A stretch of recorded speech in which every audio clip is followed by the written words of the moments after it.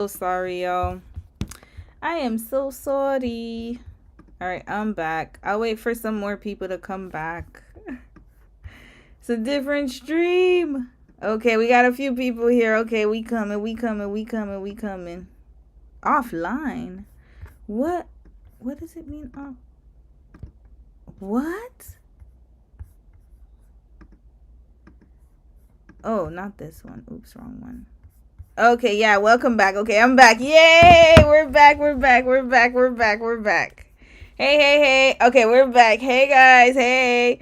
All right. Hey, Leah. Hey, Sasha. All right. Let's wait a few minutes for the others to come back. Yeah, it was that. Now, I'm not covering no Korean content no more. They got me messed up. Nah, they messed me right up. They messed me up, y'all. They messed me up. Yo, Korea's too strict. I'm not playing with them no more. Because I thought it was OWN that did it. I really thought it was OWN. And come to find out, it was Korea because I'm checking my email. Usually, like, when you have your, when you get a copyright strike, you get an email. This was from the damn, Korea. Oh, hell no. We ain't doing no more Korean content. Nope. Unless it's like, interviews and stuff like that, like, street interviews, we could do that. But I'm not touching Korea with a 10-foot pole no more. Like, they're too strict. They are way too strict. Yeah, they packed me right up out of here. All right, y'all. Let's start playing because I know it's getting late for some of you guys. So we'll just play the rest of it, and then I'll pause it just in case because I'm not trying to get OWN to copyright strike me either. Yeah, and you know what's so crazy? Usually, like, they'll let you play it, and then they'll copyright strike you after you finish streaming. But I don't know, for some reason, Korea wouldn't even let me stream it. They're just on that. Netflix is the same way. They be on that BS. All right, let's watch. How often would you get to see each other? In 2019, twice after she left. Okay. Wait, what? And in 2020. Hold on. Friday, and I was supposed to leave that Monday, but my goodness. my flight got messed up. I ended up not leaving until that Thursday. So you only spent 1 week together Yes. in Japan. Wait. We're rewinding. Why did you say that? Getting married, y'all. Red flag. You're not ready to get married. What is going on here? Why are they so pressed to get married right now? What is the rush? You guys are still students. You don't need to rush to get married. What is the problem? Something is wrong here. Something is very wrong. Red flag, sis. Why didn't you just break up with him and find somebody else? What's going on? You guys were just dating. You didn't have to do all of this. You could have kept dating other people. I don't understand. What is the problem? I don't get it. What? Okay, this is a mess. Oprah, I'm on to you. I see that you like to be messy too. You try to act like you're just such a, always trying to get to the bottom of things. But Oprah, you just as messy. Why you got them folks on here like this? This is craziness. Why, Oprah? Why? I was like begging her to stay in this relationship, but we did take a break during that time. Okay, good. Yeah, because you were just dating. Like, this is such a waste of time. And you're long distance. Red flag. Just date who you want to date. What's the problem? What is the problem? I like it when men call people female. I know we're female, but I don't like the way he's talking about it. The female thought it was more than what it was. She doesn't have a name, that woman or the young lady. What is the problem, mister? What is the issue? Oh, I think I chose the wrong thumbnail, y'all. Hold on a second. Oh, no, I didn't choose the wrong thumbnail. Okay, this is another one. Okay. I got to make sure, y'all. Okay, good. Part 2 is now. Y'all, the female. What he talking about here? Who's the female? I told her. This is too much drama. What is going on here? Why is it so complicated? Guys? It shouldn't be this way. Gotta fast forward. Wait, speed this right up. Oh, it's 1.2. Oh, it's already sped up. Hold We gonna speed it up a little bit more. Hold up. He's slow, y'all. He talking way too slow. I think the humanoid robot is faster than him. The robot is faster than him. I'm sorry, y'all. I'm sorry, robot. I'm so sorry, robot. I judged you too soon. No, humans are not, like, this human is not faster than you. You're faster than him. Oh my goodness. You needed to know this. How is it possible? How is it possible? I sped this up and they're still talking slowly. Am I hallucinating? What is going on here? Dejaru, yes. I think he's in the Navy, sis. He said he's in the He Navy. definitely had trust issues after that point. I currently think that I don't have any trust issues because Navy SEALs are There's not, like, Marine. a I whole think he's probably a Marine. Now I gotta slow it down because now Mama talking too fast. Oh God. Okay, here we go. How did you grow up, Austin? I had a very good upbringing. We didn't have a bunch of money, but there's a bunch of Where's your daddy, Austin? We need to know this. love. Much music on this one. Okay, Mama, we fast forward. Would have been the match for you. Right, let's go back. Okay, here we go. I'm weak, y'all. Oh no, they calling him weak. Oh, this is going to be very interesting. This is not good, y'all. She said, I wish, basically, Godmother is saying she should be with somebody different. He's not, something's off with them. I can't put my finger on it, but something's a little off. Something's amiss, because something ain't working right here. Kiyomi, I don't get it. Sis, you're gorgeous. You don't need to do all of this. Okay, let's listen to more. Austin, please let us know. When you working 2 jobs, that's good.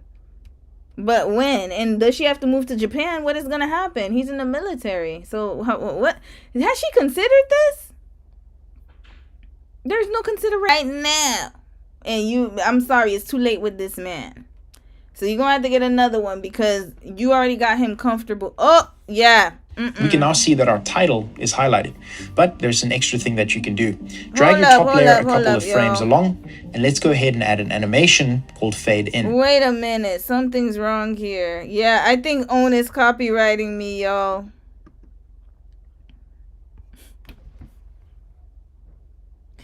Hold on, y'all. Yeah, I think something is wrong here. I think I did something.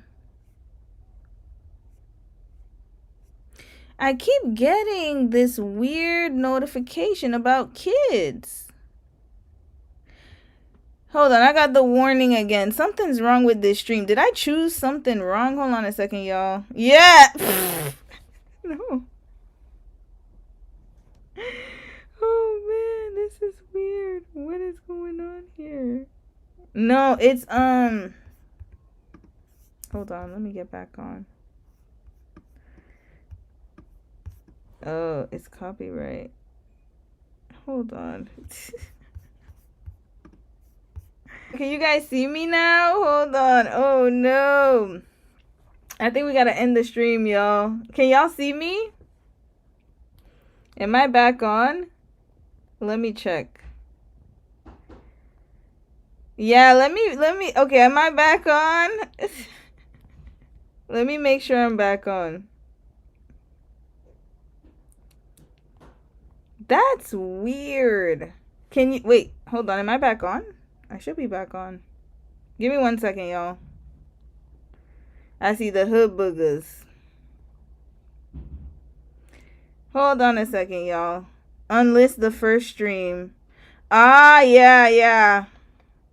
Yeah, that's what I'm gonna do. But wait, am I live right now? Hold on a second. I can't see myself. I cannot see that I'm on live, but it says here that I'm live. So let me check the comments.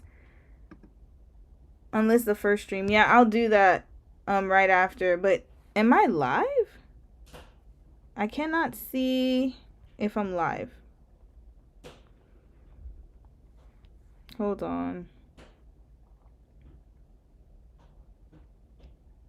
Yeah, I think this is a problem. Hold on. Let me check. Why am I not on stream?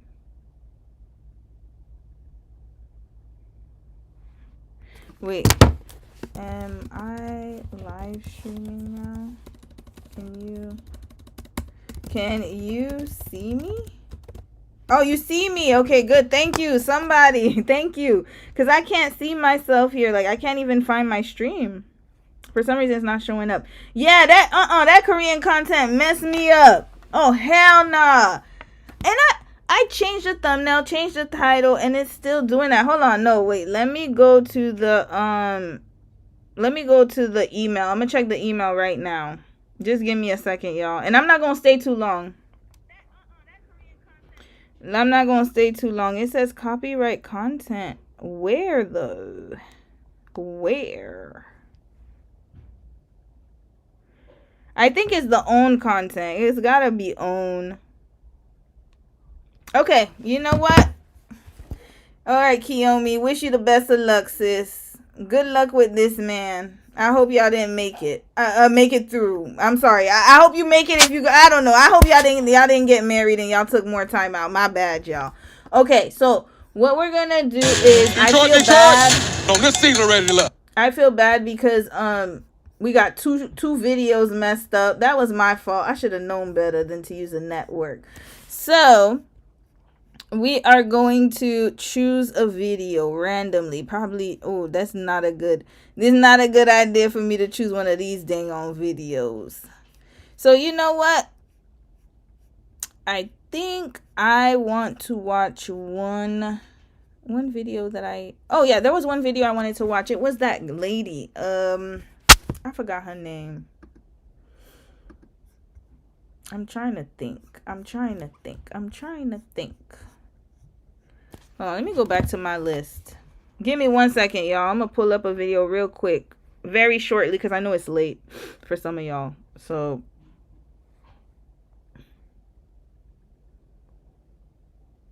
oh, I know what it is, y'all. Hold on. The blue video? Which one? They got married. Oh, hell no.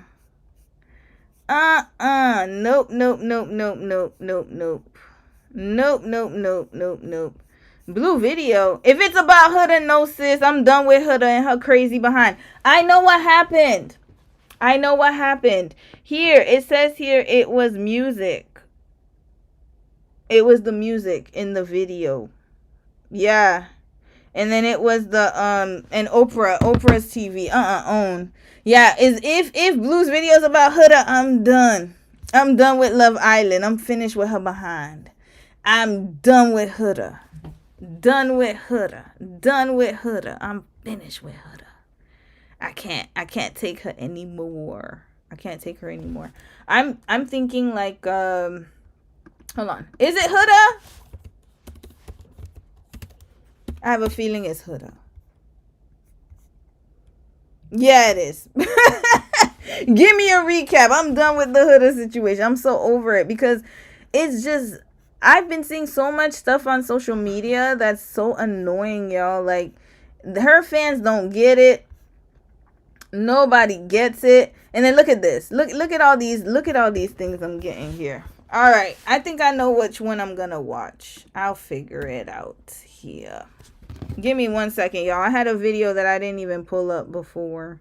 But wait, what did Blue say? Let me know. If she said something pretty good, then I'm going to watch it. But if it's not that good, then I'm not going to watch it. What did she say about Huda? Well, I know she always says good things, to be honest with you. What did she say about Huda? I honestly am so sick of Huda, y'all. I'm exhausted. This has never happened before. I'm never doing Korean streams or own. Forget. Okay, you know what? We're gonna watch this one. Okay, this is the one I want to cover. We're gonna do a palette cleanse here. Here, I have a video. Give me 1 second, y'all. Here, this is not gonna get copyrighted. Oh Lord. I wanted to do this couple anyway, so here we go. All right. So get your subtitles up. We'll do this couple. And then we'll end it here. But what did she say? What did Blue say? It's good. Darvo? Who's Darvo? Okay, it's good. Okay, we'll watch Blue Centric. Okay, let's watch her a little bit. Wait, what is the video about though? Oh goodness, why are all these? You see, I just put one Korean video. Look at all these folks. Which video are you talking about? This one? Wait, which one are you talking about? Wait, her live stream. It gotta be a live stream. Wait, is it this? Is it the Huda one? Hold on. The Tactics of Darvo. Who's Darvo? Darvo? Who's Darvo? Darvo? Who's... You talking about this one? Okay, it's gotta be this video. This one. Okay. Who's Darvo? Who is Darvo? You talking about this one? Hold on. Let me know. Is this the video you guys are talking about? Oh, okay. We'll watch just a little bit of it. Just a little bit of it. The Tactics of Darvo, though. And thank you, sis. CMA Pit. Thank you. Okay, let's watch a little bit of it. Autism causes autism or something. Don't let me start on an ADHD tangent. Anyways, guys, we're starting off differently than normal. Funny enough, I was rushing to get back to do this live, and guess who I saw on my way back? Danielle. Do y'all remember Danielle from when we were doing all those lives? I think it was in late July. Danielle, fast forward a little bit. Cuter. When you are punitive towards women like Jessie Woo, you're okay. Life. Oh, whoa. Let me what watch happened? my fucking mouth because I'm talking about whoa. I skipped too much. What's happening? We would be getting naked and slipping into bed. So, excuse me. We'll just watch a little bit. We'll watch 10 minutes of this. The normal. I will say this because this is a PSA that has to be said because you're being so sweet in here. See how nice and appreciative you guys are being? What's the PSA? I'm going to ask this. Can you be this appreciative when I'm on Threads? Because we need to have a family meeting. Those of you who I need to know how they have those comments pop up. That's what I need to know. All right. follow me on Threads already know where this is going. We need to have a family meeting about emotional intelligence and not being hypocrites. Because how is it that so many of you send me these beautiful messages saying, Blue, I love your work. I've learned so much about emotional intelligence. I really, really am being more mindful now because of your teachings. And how do you applaud me for not being messy and giving you tools? But then during my off time, I'm waking up to a tidal wave of you guys tagging me, trying to make me messy. How does that work? How does that work? What's she talking about? Who's trying to make her messy? What happened? How do you say you like the fact that I'm level-headed and that I don't pit Black women against each other, and yet you keep on tagging me and Jessie Woo in each other's posts trying to get us to fight? How does that work, ladies and gentlemen? What happened? I'm a little ashamed of some of you because I feel like maybe I haven't taught enough, right? I feel like... No, sis, you taught enough. Red flag to the people trying to get her to be messy. Why are people trying to get her to be messy? What's going on here? Why are people doing that? Jessie Woo was saying that Nicolandria was being xenophobic towards Shelly. Oh, okay. I remember that. But, like, at the end of the day, all the fandoms are messy. It's not just one fandom. All of them are messy, to be quite honest with you. All of them. It doesn't matter if it's the Nicolandrians or the Shalaces. They're all messy. And this is exactly why I don't subscribe to fandoms. This is why I think that it's not beneficial. It's not beneficial to anyone to subscribe to a fandom because look at what's going on here. Now people are trying to, like, it's ridiculous to me. You shouldn't choose a side. You should just be, like, for me, personally speaking, this is why I don't like fandoms. I think it's very how can I say this? They're too extreme. Too extreme. We talk about being reasonable and having emotional intelligence and showing grace while still holding people accountable, while you all have spent 36 full government hours tagging me and Jessie in each other's posts. That's crazy. That's crazy. And here's the thing. In real life, let me just pan out for y'all because some of you have parasocial relationships where you forget that me, Jesse, hell, Beyonce are all still people, right? It doesn't matter how big it gets. If you had a friend and your friend was friends with somebody else, right? So the person knows that you guys are cool. And that person comes to you talking shit about your friend. How would you react? You'd be like, you know we cool though, right? Why are you like it's okay to disagree, but wouldn't you keep it cuter?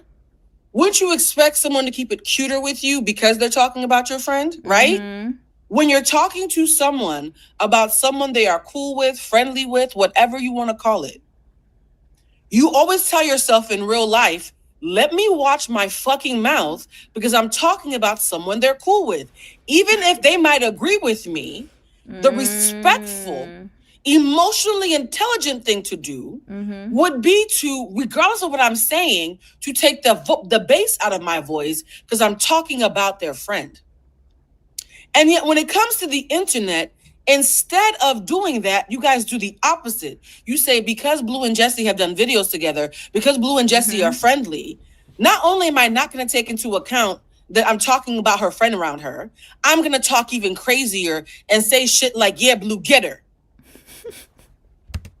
Red flag. Who is saying that? What is the problem? Why what is going on here? What is the issue, y'all? What is the issue? What is the issue? Like, this is the problem. Like, I get where she's coming from, and it's sad because you gotta remember the internet. Like I said, you got people who haven't, like, there's some people who take things too far, and they really, that's what happens when you have a parasocial relationship. You feel like you know these folks, right? And the problem is that, like, yeah, she did the live stream with Jesse Wu. I remember they had a disagreement or something, but you know, friends can disagree with each other. You don't have to always agree with what your friends say. I think the issue though is people take it very seriously, and this is why I'm telling you, do not promote a fandom. It's just gonna end. It's not going to end well for you at all. It's not worth it, because now look at here. You got people being messy all up in her comments. She's just trying to do her job, and then people are tagging her in threads. Are you messy? Very messy. Do y'all realize how fucked up that logic is? That because me and Jesse are cool, you expect me to be even uglier with her. What does that say about how y'all talk about y'all friends? No, seriously. What does that say that me and Jesse being cool has made you uglier when talking about her around me, not the other way around? Someone saying it's so weird. Yeah, it is so weird. Is there a British accent? I'm sorry. Blame Estelle. If a slight British accent popped out, blame Estelle. I did drink some of the sorrel because, you know, Estelle be making me sorrel. Sometimes it's alcoholic, sometimes it's not. I think this was virgin. I might put some alcohol in it. Anyways, so guys, I just need you to know this. First things first. Papa freaks all the honey. Sorry, the ADHD popped back up. First thing is, Blue, you on meds, sis? You might. But even if you are on meds, it be wearing out sometimes. The conversation that you're hoping that I'm gonna have about Jesse Wu, I already had with Jesse Wu about 6 weeks ago. That's another weird thing, right? You guys are acting as if Jesse said something I disagree with, and I've just been a mummy in a corner, not saying nothing, letting her. The day that the Ace video came out, me and Jesse went live, and it went viral, and you guys dragged both of us, and it was trending. The thing you want to happen already happened. Not dragging them both of them. Red flag. What is going on? How you go on somebody's stream to drag them? This is, I really wish y'all would. But I know y'all good. But I really wish somebody would come on my stream just to drag me. This is craziness. Do people not have human decency and decorum? What is happening here? So you don't want me to have a discourse with her because that already happened. You want me to beat a dead horse. You want to watch me beat up on somebody I'm cool with while she's down in your eyes. And you don't see the bully in that? You don't see the bully and trying to get me to have a conversation I've already had, hoping I'll be uglier this time because we're friends, not in spite of it? It's not going to work.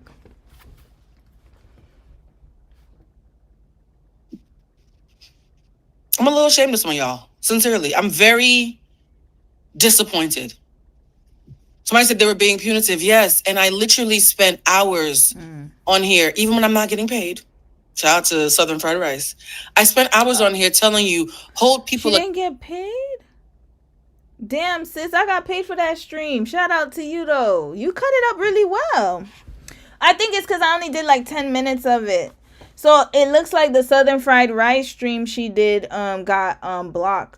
Or not blocked, copyright. That's what she's talking about. Damn, they hit you, sis. I think because she did a longer stream on them because I only watched a few minutes of it. Accountable without being punitive.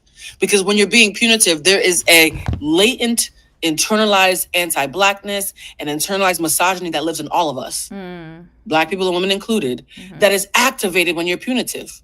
All that subconscious training that I'm working so hard to untrain, when you are punitive towards women like Jessie Woo, you're letting it breathe. You're letting the ugly out. And you're hiding behind righteousness. There is something so manipulative about that. There's something so manipulative in saying Blue Tulusma is a reasonable, level-headed person. And I, for whatever reason, don't agree with Jessie Woo. And right. Jessie Woo has been popular for a very long time. So I'm going to weaponize Blue Tulusma and their friendship to attack Jessie. Y'all don't see how fucked up that is? Yeah, that's messed up. Why do people, this is the thing, I don't like that when people try to use other people to get at other people. Like, you know she's friends with Jessie, so I don't see what, she's friends with Jessie, so she's never going to, I don't think she's ever going to have that kind of personality. And Blue doesn't seem like the type of person to have that personality, even if she wasn't friends with her. So I'm telling you, Love Island is making people crazy. That's why, to be honest with you, I almost didn't watch this video because of that. Like, I'm tired of Love Island because it's too much drama. Like, even I have my limits. I know I'm messy, but I'm not that damn messy. This is way too messy for me. Even with me, like, I have my barriers to messiness, y'all. There are barriers to messiness. Like, I literally, like, I can't. I have so many barriers to messiness, y'all. There's like a level. This is extreme, beyond messy. And this has nothing to do with what Jessie's talking about. I don't agree with Jessie, and me and Jessie talked about me not agreeing with her. So there's friends. No gasp moment about how I feel. When we had that Shelly and Ace versus Nicolandria conversation, I was very clear about my point. I was as clear as you could be without being rude. Like, I already toted that line, right? And so let me say this one good time. Because at the end of the day, I'm going to say the thing that y'all don't realize. Jessie is a person. Yep. Jessie is a Black woman who spends more time than not championing Black women. Does she get it wrong sometimes? Who the fuck doesn't? Do you disagree with her sometimes? Who the fuck don't you disagree with sometimes? Right? But yeah, I agree. I think, like, I heard about the situation. So I my opinion is that's why I said you shouldn't subscribe to a fandom. Because she has shown, like, her, like, again, I don't want to talk about it too much because I'll say this, though. Like, this is why you got to be careful of supporting a fandom. You can't. It's not going to work in your favor. It never does. It never does. It never does. Fact that y'all seem so aroused by the idea of me destroying someone I care about does not sit right with me. Don't ever do that shit again. I will block you. Oh, you said part 1 got blocked and copyrighted? Yeah, I'm gonna remove it after this stream. I'm tired of them. I'm never playing no OWN. I'm not playing any Korean TV shows. No network TV. Just news or content. I'm tired. Today I thought I could do it, but I was clearly mistaken. I'm only addressing this here so that if you ever do it again and suddenly you can't see a Blue Tulusma link, you know why the fuck that happened. What happened? You got blocked? Stop trying to pull me into fucking mess. Oh, damn. I watched a little bit of her live today because I saw her. She went live and I was really concerned about her. Jesse, if you see this, I have meant to text you, but I've been fighting for my life. I barely made it to this fucking live my damn self, right? But I caught a couple minutes of Jesse's live and she was getting teared up. Oh. She says she left Threads. Y'all ran that girl off Threads. What? What happened? Wait, what? What happened that was so bad? What did she... Okay, I'm gonna need to read the comments. What did she do?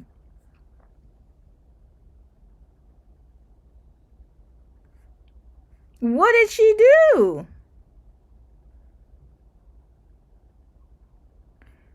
Oh, I have to pin it if I want to highlight a comment.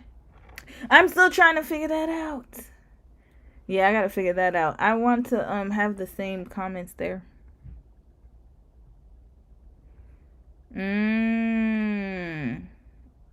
Okay.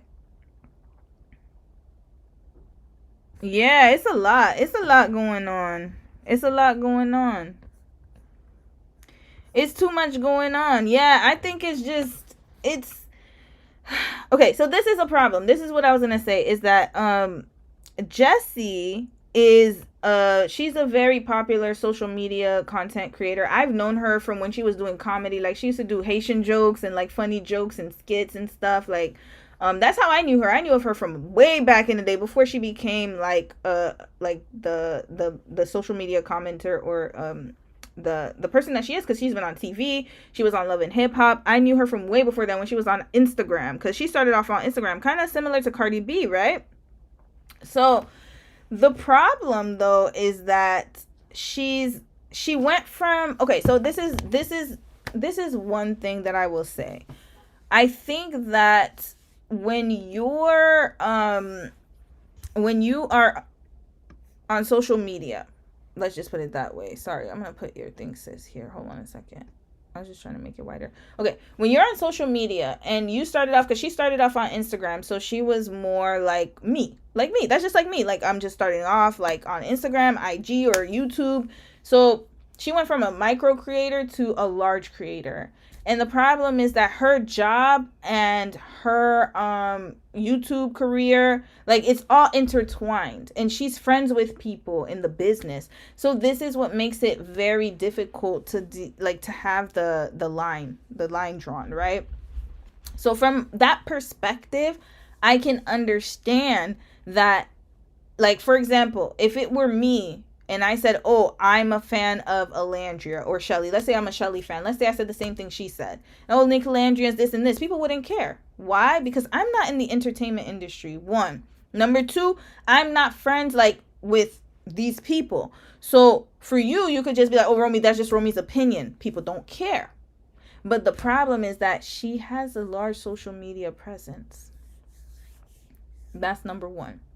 Number two, I did hear about some problematic statements that she made that people disliked as well. But again, like, she has a larger platform. And I think this is why people are more upset about it, is because her, like, they're targeting her, or I wouldn't say targeting, but they're, I think that they're getting at her because she's a larger creator. She has a larger platform, and she's friends with these people. So it's kind of like a conflict of interest. That's what I'm going to say. It's conflict of interest, because you cannot comment on something if you're also friends with that person, but then you can't even really say, like, it's like, it seems as if the news is being like, there's a bias towards it because you're personally friends with that person, a celebrity. And this is where lines get blurred. And I think this is why people are upset.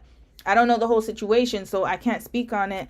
But what I will say is I can understand the context of the situation. And it sounds like if there is a friendship going on with, because she's a larger creator, she probably is friends with, like y'all said, she's friends with Shelly, then it makes sense as to why people are upset, because they think that everything that she says is going to be biased because they are friends and she's a larger creator. So that comes with it, y'all. That comes with it. But I don't think anyone deserves to be kicked off of, like, not kicked off, but like literally like bullied off of a platform. Like, that's craziness to me. And it's really sad because she can have an opinion and she has the right to have an opinion. But again, because she has a name in the industry, it's going to be very difficult to live in both worlds, unfortunately. You're going to have to pick one. You're gonna have to pick one, because if your job is to do commentary, like me with my case studies, imagine I'm doing case studies and then all of a sudden I become a celebrity, or I rub shoulders with celebrities, and then all of a sudden my case studies, oh, you can't do this person. Or if I'm talking about like someone like that I'm close to, like let's say I'm close to Cardi B or something like that, and then like my content is going to be different, because if I'm a friend of hers, it'll be a conflict of interest, because I know I'm friends with that person, so then I can't really say what I really want to say. Like there's a lot of blurred lines. I that's why I always say, like, that's why I said that I want to do my business outside of YouTube, and YouTube will just be something that I could just do as, like, you know, one side business, one side hustle. But like, I don't want my life to be around you. Like, you get what I mean? Like, I don't want to have to put my life or my career in the same space. Like, it's too, I don't know, it's just too much connections going on. Nah, I'm good, because then I could talk my shit and I could say whatever I want. And who gonna check me? That's what I'm saying. I could just say what I want. I don't have to fear anything, because I'm not friends with these folks. I don't care. But then it's different when you're friends with people, right? So yeah. Oh, CCSR, you said, that's why I stopped watching her, because I just felt her opinions are compromised because of her relationship with these people. Exactly. But it's naturally what happens. It happens because it's like, if you put it, okay, I want to put it in the context of the corporate world. So if you're working with someone, like let's say you're friends with your a manager or something like that, right? And then you're in you and that manager are actually friends outside of work. And then at work, you're on the manager's team, and then all of a sudden people notice that the manager is giving you more like better like positions, or better opportunities. You're receiving better performance reviews, evaluations, you got a higher raise. People are automatically going to assume that it's because you're friends with that manager, because they're gonna be like, oh, even if you worked hard, even if you, like, it was by merit, right? But they're automatically going to assume that, oh, that person is just, they just got it because that's their friend outside of work. That's what it is. It's conflict of interest. It's just a conflict of interest. You can't do both. I'm sorry. Like, it's going to be hard for her, because now every opinion that she has to be careful, because she actually knows these people, or she knows people who knows those folks. It's going to be hard for you to keep being a social media commentator, do commentary basically, if you are friends with the people that you do commentary on. You can't. Your opinion is going to have some type of bias in it, unfortunately, unless you really don't give a damn, and that's very rare to see. So yeah. Y'all bullied that girl to the point of running her off Threads, and you tried to use me to do it. Do you know how nasty that feels? Do you know how nasty that feels, that a black woman is having less than the day she deserves because y'all tried to use me? Don't ever do that shit again. If you want to be a bully, do it without me. If you want to make her feel like shit, do it without me. And again, I'm saying this as someone who doesn't agree with her point, and then still recognizing her humanity. Do you see how I don't have to agree with people to recognize that they're human fucking beings? It's because like what I said, Blue. It's because of her. It's because of who she is. It's because she has a larger name. That's it. That's all. I promise you. If I said the same things Jessie Woo said, exactly the same thing, y'all would be mad at me, but I promise you, nobody's gonna bully me off Threads. They're not gonna give a damn about what I said. They'll be like, oh, that's just Romy. Few people will be mad, and then that's it. Life goes on. But the problem is that, is the connections. That's what I'm saying. So she has a target on her back. That's just what it is. That's why you gotta be careful, man. Like, you gotta be careful, especially if, like, I would never recommend that you intertwine too many industries together. Separate everything. Separate. So if I want to talk on YouTube and I want to freely speak about what I want to talk about, then I cannot connect it to what I'm doing outside of YouTube. That's why I don't really talk about what I do outside of YouTube, except for that, the instance of the strike and stuff like that. I told you guys about that because that's public information. But when it comes down to it, though, like, my life outside of YouTube, my career outside of YouTube is not connected to what I do on YouTube. They're completely separate entities. And I think that that's what we have to consider moving forward, because it's going to be difficult to live in both worlds. Can we make that a thing? Can we make that a thing where you can disagree with somebody? And Solomon, if you think Jesse's a bully, then the answer isn't trying to make me one. Right? Solomon, you see how what you said is completely fucking irrelevant to what I'm saying. I'm not defending or denouncing or doing anything of the sort. I'm saying is, regardless of how you feel about Jesse, attempting to weaponize me is still nasty work. Yeah, she's right. You see how that works? You sound like a Trump supporter right now. Oh, please. No. I personally have not experienced Jesse as a bully, and I'm going to do the thing where I mind my fucking business and talk for myself. Don't bring these folks I up, also please. spend 6 to 12 hours a day not on the internet. I don't know what happens in the belly of the beast. Y'all don't understand. Every time somebody that I'm cool with does anything, y'all act like I'm their mammy. Respectfully, not every fat black bitch with an education is a fucking... Bruh. Blue, sis, what is happening here? Hold up. Not every fat black bitch with an education is a fucking mammy. I am not a mammy to my friends. There's something low-key insulting about that to me. She's right. That you think I don't have my own business. Yeah.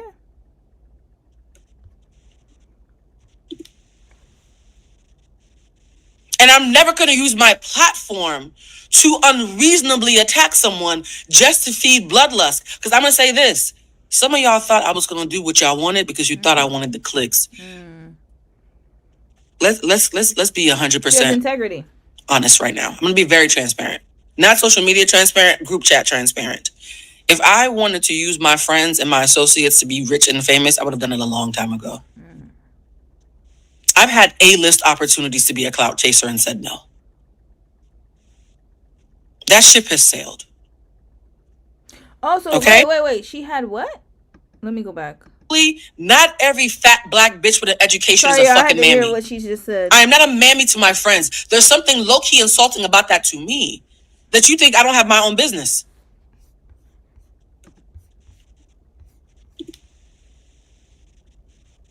And I'm never going to use my platform to unreasonably attack someone just to feed bloodlust. Because I'm going to say this. Some of y'all thought I was going to do what y'all wanted because you thought I wanted the clicks. Let's be 100% honest right now. I'm going to be very transparent. Not social media transparent, group chat transparent. Okay. If I wanted to use my friends and my associates to be rich and famous, I would have done it a long time ago. I've had A-list opportunities to be a clout chaser and said no. Oh, okay. That's what she said. A-list opportunities. That ship has sailed. Okay? All right? So now that I've called out the pink elephant in the room, and the reason why I'm doing this at the top of the live is had I not addressed it, y'all would have been attacking the comments the entire time. She ain't lying. She ain't lying. People would have been messy as hell because they want drama, sis. That's what it is. And she said something they don't like. And this is a thing, like, regardless of whether it's true or not is irrelevant. The point is that she has the right to have her own opinion. I'm talking about Jesse here. Unfortunately, it comes with consequences, though. But I do feel like if somebody else who is lesser known had said the same thing, it wouldn't have had as much of an impact. But it is because of who she is, basically. The content creator that she is. She's a larger creator. One thing we're going to be talking today is about fandoms and how people harness and raise up their fandoms. How people create an atmosphere that people who support them can subscribe to. I'm doing that right now. I'm doing that right now. I have friends who I care about. I have people in the industry who I fuck with heavy and respect. And I don't agree with all of them all the time. And I still know how to handle myself with decorum. And the irony of you coming to this space because it feels reasonable while making an unreasonable ask. Again, let's let that never happen again. All right? I also did this speech that anybody who needs to fucking leave because you thought I was going to be a messy ass bitch, you and your disappointment can bounce right now. Oh, damn. In fact, what is the graphic? I'm going to give y'all a second. I'm being dead serious. I'm going to... What is going on? Pause for a second so that everybody who came here for mess can figure out what else to do with their night. Okay. Oh, damn. Yo, she real strict. Blue is strict. I'm learning from her. I need to be more strict. Anybody who's here being messy, get off my live stream right now. Get off the live stream. Get out. Red flag. Get out of here. If you thought I was going to be messy. If you thought I was going to be messy. Get out.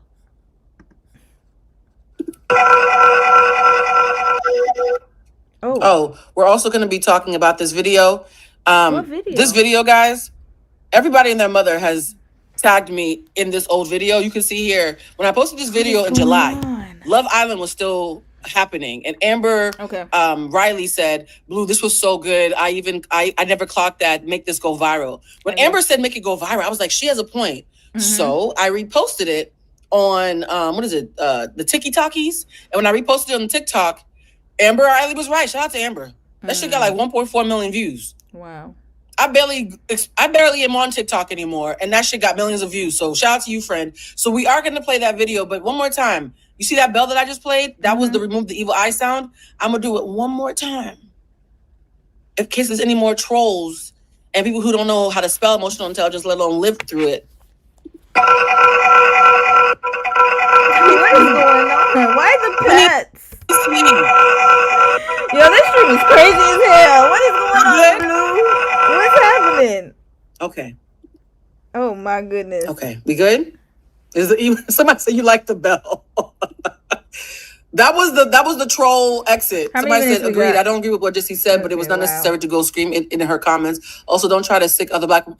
That's the part I don't like, guys. The irony is we're about to talk about Olandria, and I know whenever we talk about Olandria, Shelly comes up, and yet y'all don't realize how do you say you hate how people are pitting Olandria and Shelly Let me fast forward and black bitches who 2025, the top of July, when Love Island was still in the thick of it, in the heat of it, where I explain why I believe that Huda Mustafa is dangerous. Okay, Huda Mustafa is dangerous. We'll watch not this annoying, a little bit more. Not even problematic. I think Huda Mustafa is dangerous. And that premise is going to be the thread through why I'm doing this live, why I gave y'all my day off on Halloween, and why we need to be really, really careful about not just the way we talk about Huda, but also the way we talk about Olandria and Shelly. And for those who are wondering what I feel about the comments around Shelly putting out a statement for Olandria, but Olandria didn't put out a statement for Shelly, that's a false equivalency. Exactly. It's very immature. What is going on? Is it because people are like, what's going on in the air? Is there something wrong with the air? People are online too much. That's the problem. They start to feel too entitled. Why are we comparing it? I don't get it. I don't know. Maybe I'm just not online. I'm not chronically online as other people. I really don't give a damn. Meaning that if Shelly put out a statement and Olandria didn't, okay, that's what happened. But why are people making it an issue? I don't understand. And we'll get into why that's a false equivalency and why I don't think Olandria needs to put out a statement for Shelly in a bit. But let's first start. For those of you who are new here, I'm going to watch maybe a few more minutes, like 3 more minutes. And we got to skip to another video because it's a long stream. Why I think Huda has been dangerous since day one. And we have to be really, really careful with women who look like her. And it's not just white women, right? It's anybody who is not black or who thinks that they are a superior version of regular black women. Yeah, that's true. Let's get into that. There's a hierarchy. And black bitches who just look black, y'all consider us at the bottom of the food chain. All right, let's watch the video. So we need to talk about Huda. We need to talk about Huda Mustafa from season 7 of Love Island USA. But I don't think it's going to be for the reason that you think. She's a very polarizing figure. And so whether you are, what do they call her fans? The hoodlums, the hood rats, whether you are a hoodlum or a hood rat or somebody who thinks she's incredibly problematic, I'm going to ask you to put those allegiances aside and just watch this video with an open mind, because I'm an emotional intelligence coach. And when I make these videos using pop culture and hot topics, I'm actually trying to teach you about EQ through the lens of popular conversation. Now, Huda is someone who you guys are probably assuming I'm going to be talking about how toxic she is. And I am to some degree. But the part that I want to talk about is something that she does, that a lot of her fans do, and that even those of you who don't like her do. And that is victim speak.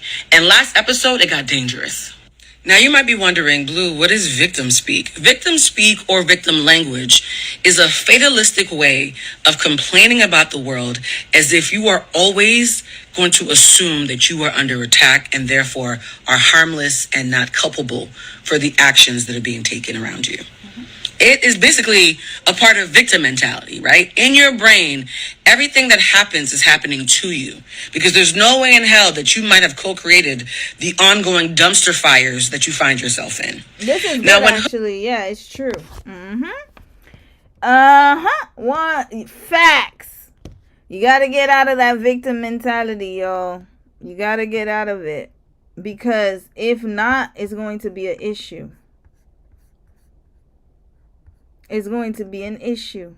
Huda does this, some of you, because you're also victims like her, feel like because she's relatable, then we have to somehow feel bad for her. And others of you who are more empowered and have a little bit more EQ are like, hey, she's actually manipulating the audience and the islanders through the lens of being a victim. Yep. Either way, it is something that I have just learned to come to expect from Huda, Amaya. A couple of them actually speak like victims. And before any of Maya stands get distracted by the fact that I mentioned her and Huda in the same sentence, yes, psychologically speaking, Huda and Amaya are actually a lot more similar than you guys realize. Yep. You guys, they are. It's so crazy how when I said that first in June and repeated it again at the top of July. In June, when I said that, you would have thought that I smeared poo on the wall. Everybody was like, Amaya and Huda ain't got shit in common. They do. It's just that Amaya is much more likable. But that's a whole different conversation for a whole different video. Trust me, and I actually love Amaya. So this is not about me attacking her. This is just about me being objective. Now, back to Huda and her expertise with being a professional victim. Last night, she got confronted by her cast member, Chris, because he thought that she was being two-faced. And the reason why Chris thought she was being two-faced was... Wait, which episode was that? I don't remember. I gotta remember that. Even though she had tried to get sexual with him, from the onset of their relationship, mind you, their relationship's only like a week old, he said to his boys, I could only fight her off but so long, I finally gave in and had sex with her. So she immediately wanted to become intimate, and I'm not going to slut shame her for that. I know some of you have a problem with her sleeping with everybody that she's coupled up with. I'm not going to slut shame her for that. This video is not about that. However, he then confronted her and said, you are willing to hop on my penis at night, even though we're in a room full of 10 other people. But during the daytime, when we're just trying to have a regular conversation, you won't hold my hand or give me a kiss. Why is that? Huda's eyes then welled up with tears, as they often do. And then she wanted to say, I don't want to do PDA because the last time I did PDA, I was judged so heavily. And so this time, I want to do it different. Pause for a second. This is where I immediately knew that we were about to see some bullshit go down. And it worked. A lot of you were like, oh my God, I totally get where she's coming from. If she wants to do things differently and be less affectionate and show less PDA because they judged her so harshly, we totally get that. Did y'all miss the nuance in that? She didn't say that she changed her behavior, because that's how actual growth and improvement looks. She said that she wanted it to look like she had changed her behavior. In real life, under the covers, she's still hopping on peen. So do you see how people reveal themselves? There are people in this world who want to improve, and there are people in this world who want to be less embarrassed. The fact that Huda didn't want to stop fucking on everybody, hunching on everybody. It's not like she said, hey, when I keep hunching on people, oh Lord, and then acting like a crazy person whenever they even breathe in somebody else's direction after only knowing them for 72 hours, that shit don't go over well. Maybe I should do something different. Instead of just improving, she just wants the optics of improving. While still hunching the fuck out of that poor man. I mean, one could argue that Chris got what he deserved because apparently he was a Huda apologist. He was. And this is one thing I will say, guys. Hold on. Let me bring this down for a second. How do I make myself bigger? One thing I will say is later we're going to talk about the dynamic of Black men and non-Black, aka or exotic women, and how these men will often throw unambiguous monoracial Black women under the bus in order to defend these women, but then these women will end up throwing them under the bus because at the end of the day, they're still niggas. That's what it is. We're gonna get in. But they don't get it. The pathology is already there. They don't understand it. And to be honest with you, Godspeed and good luck to you, my brothers. Good luck. To that. Because Lewis and his dumb antics saying, how am I racist? How am I anti-black? I'm half black myself. That don't even matter. It books, doesn't Lewis, just even matter. take a look. It's in a book. Sorry. So she didn't change how fast she was trying to get hunched on. She didn't change her actual behavior. She was only worried about the optics. And then when Chris, being the patient man that he is, pushed back like, well, if you want to do things differently. Part 1, I gotta end this stream and then I'm gonna remove the copyright off of it. Part 1 is done. Shouldn't we be able to show effect? And then the funny thing is, they copyright striked me, the Korean broadcasting network or whatever. And then OWN Network copyrighted me too. I got hit with 2 strikes tonight. What a wonderful because Sunday. We're already doing it. That's in the why bedroom. we're watching this one. But it's I'm not good. asking you to change your behavior. I'm just asking you to stop being sneaky about it. Because we're already touching, right? And the PDA thing, like, you naturally like affection. Affection wasn't the issue. It was you crashing out that was the issue. Huda wouldn't even let that man get out the first 3 syllables. I had to fill in what he would later tell other people. She kept interrupting him in order to make sure that she got a chance to play victim. Because if he kept talking, he might actually make sense and might actually have a point that would require her to be held accountable. And we can't have that. And that's why I think Huda is dangerous, because think about all the black men who have dated Huda, who have said that they have been uncomfortable. All of them have said it. All 3 of them have said it. They've been uncomfortable with her behavior. And the only reason we believe them is because it's on camera. Even though Chris was the person who was hurt and frustrated and confused and was asking his partner to affirm him and provide him with clarity about her actions, within mere moments, even with editing, you could tell from his face, it happened fairly quickly, she had switched places with him. And now she was acting as if she was the victim, because in her mind, she's always the victim. Here's why this video has aged so beautifully in the... wow, this video is 4 months old. It's 16 weeks old. The reason why this, for those of you who didn't see the thing at the beginning, this live is not about Jesse. We are going to be talking about things that Jesse talked about, but I would never do a live to subtweet somebody whose number I have. I'm not a basic bitch, so I hate to disappoint you. As I was saying about the actual topic at hand. People are just this messy. Video was talking about how even with Huda having a camera on her, she still was able to gaslight people. Mm-hmm. Even with, so people are saying ring the bell. Oh, yes, guys. Whenever you guys come in here and try to make this space as messy as the rest of the internet, we have a bell. And it seemed like he's the one who came at her when it was the other way around. And you guys, again, thank God there was cameras. In general, victim speak, Darvo, and gaslighting are all psychologically harmful manipulation tactics. That's what you guys are talking about. But when you add race and gender to it, now it becomes dangerous. Because what do you think would have happened if this 6'8" black man Sasha, I was agree sitting with you. They at love a cafe with a little petite, cute Palestinian girl and she ran off crying? What do you think people's first assumptions would have been had there not been a camera showing that he was actually the person who was being victimized in that situation? But you know what? This is the issue though, because they know all of this and they still do it. So that's why I said Godspeed and good luck. Good luck. What you want me to do about it? If I was in the cafe, I'd be like, well, I would. That's the thing. I feel sorry, but I'm not caping. They know, but yet they still go after. Like, I mean, look at her. Like I said yesterday, there's nothing going. She had got nothing going for her except her looks, and that was again bought by. Her look was made in somebody's on somebody's what they call it. She basically was on the table, y'all. That's it. Her face, her features, everything, courtesy of her plastic surgeon. The BBL, all that, courtesy of her plastic surgeon. She's a fake person, inside and outside. She's fake as hell. There's nothing redeeming about her, y'all. Nothing at all. So it's like they go after the physical, but then it's like, what can I do? They know we don't have time to feel sorry for people like that. They know what they're getting themselves into. They don't care. Situation. Same thing with Jeremiah. I'm talking about the men. Even with JD.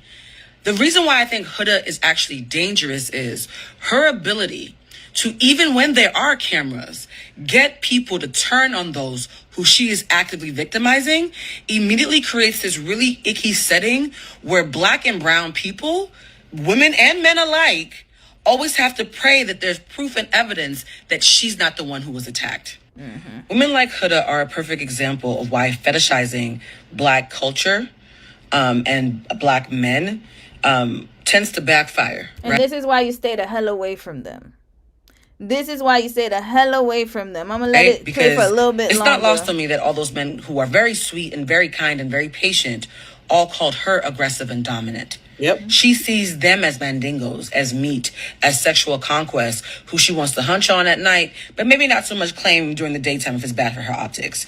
And she sees Black women as sidekicks who she can speak to in a Black accent, but God forbid we act like real sisters and hold you accountable. And now we're the big mean girls. We're the big mean scary Black ladies. So scary. The fact that she's the aggressor and yet we get called aggressive and we call people like her out. It's a tale as old as time and a song as old as American racism. And that's why I don't feel bad for the men. I don't feel bad for them. I don't feel bad one iota. Lewis is not getting no sympathy from me. Chris isn't either. Hold on, I'm gonna fast forward a little bit because her stream is a bit long. Like me, she talks like I talk longer than her. My bad, Blue.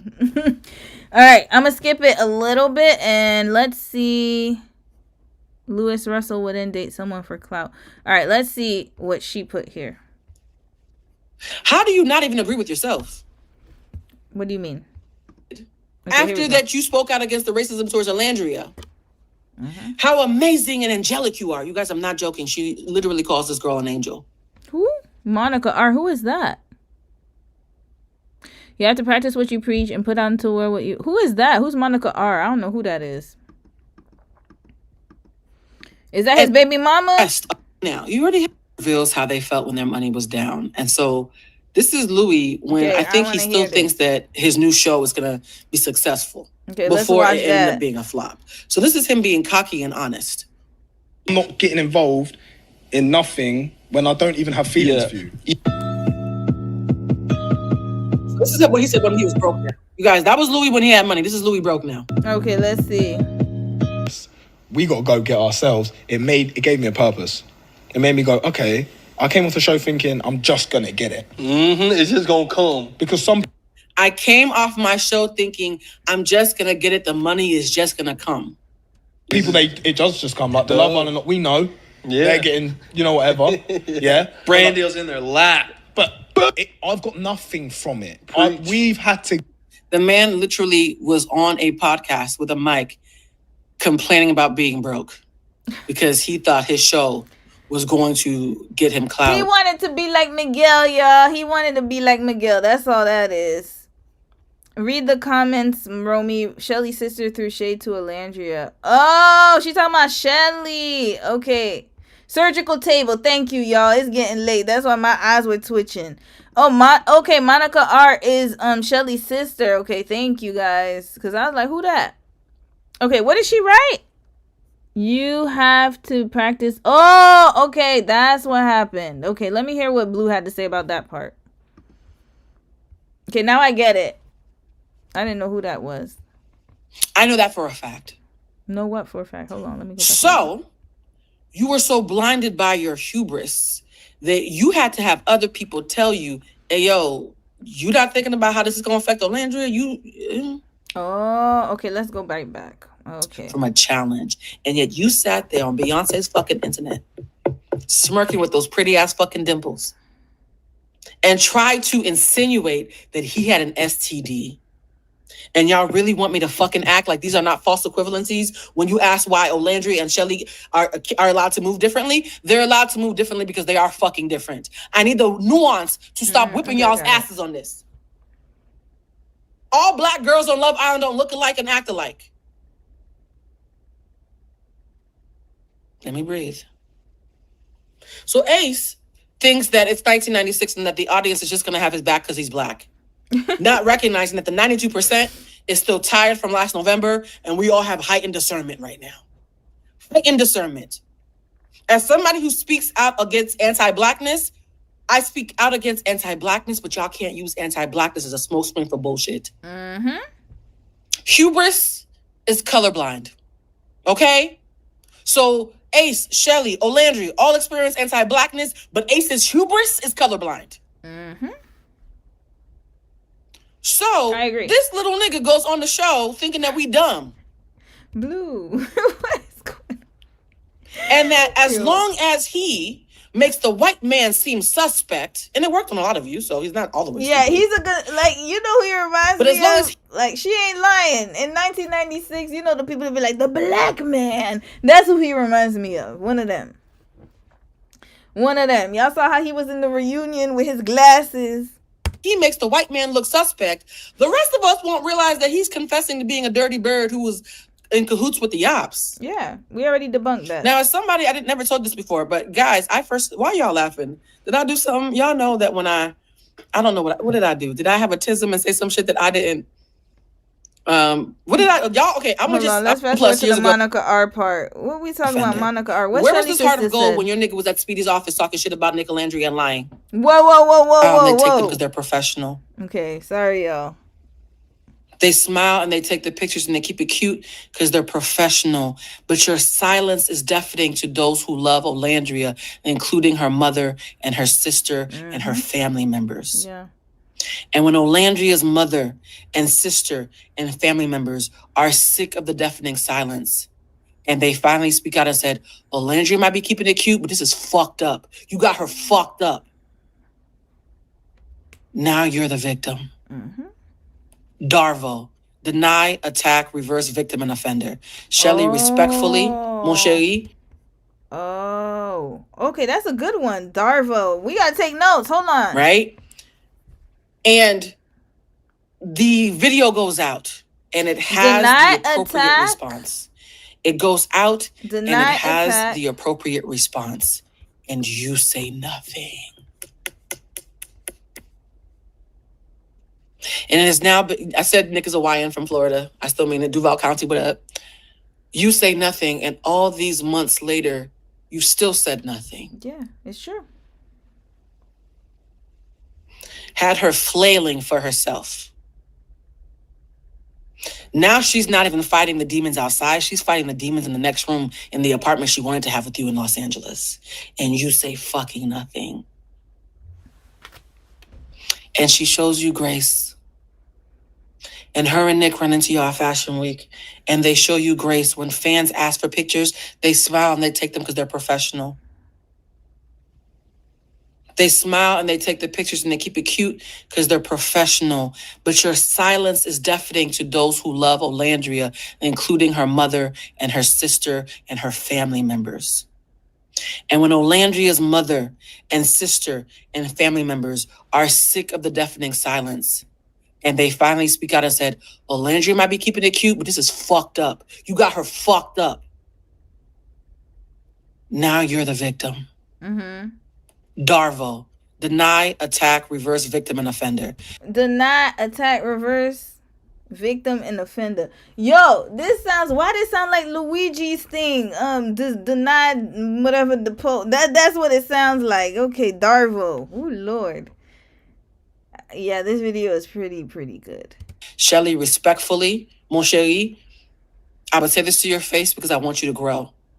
You failed that girl. When she needed you most, you don't get now to critique how she responds to that. But was it her or her sister? I thought it was her sister who critiqued it. You don't get to critique how she responds to that. But wasn't so when it her this sister? Huda thing happens and you release a statement with so much bravado, right? Because now your man has convinced you that we're haters. The Darvo has worked. And then your sister... Her 22-year-old man, red flag. I still can't stand that man. The Labubu.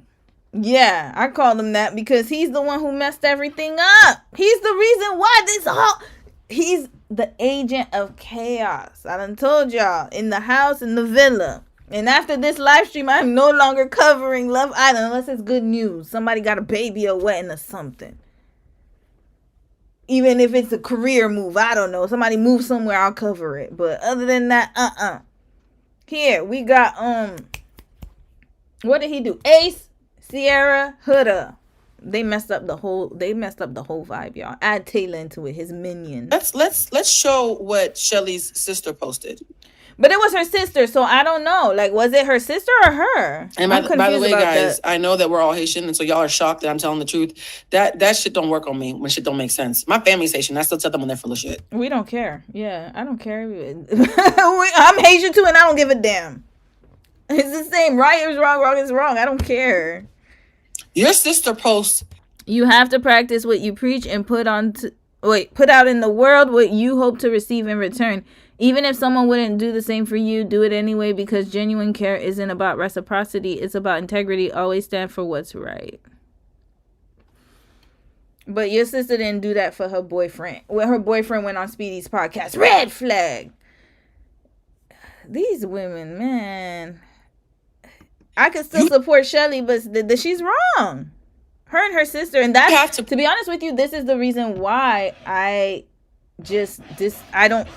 this is the reason why I really try to stay like positive, but I'm telling you, Ace he has an insidious character.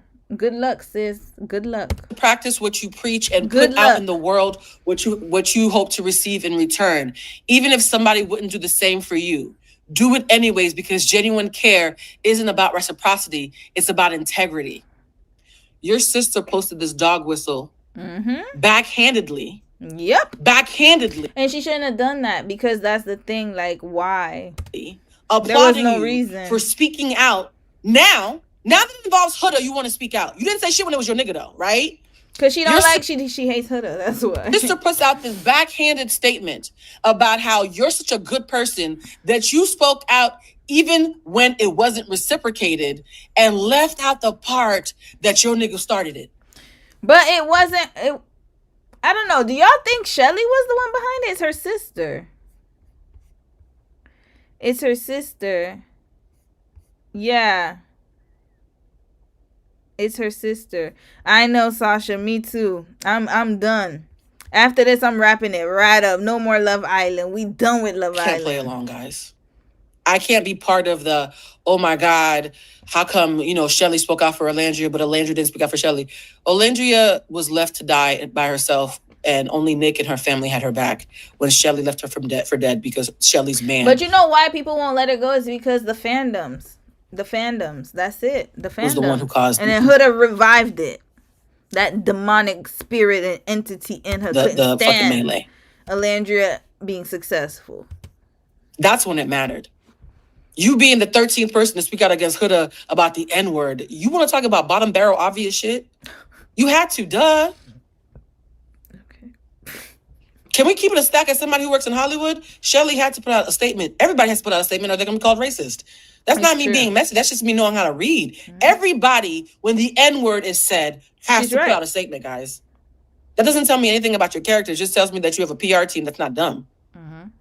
That's not a sign of character. That's almost considered like putting a cover letter on a resume. So why is your sister acting like you are an angel in disguise? Cue Brandy. Because you put out a fucking... Well, if her sister is supportive of her and Ace, that already tells me that all that I need to know. That's it. That's all. And sometimes that does happen. Your family can be your downfall as well, because they should have been honest with her. Why are you messing with this young man who is a demon? PR statement that you had to. Because you did the bare minimum during an obvious moment that didn't inconvenience you. Y'all want me to get... All right. I think I'm done with this one, y'all. Blue's going off. But this was really good. Thank you for recommending it to me, sis.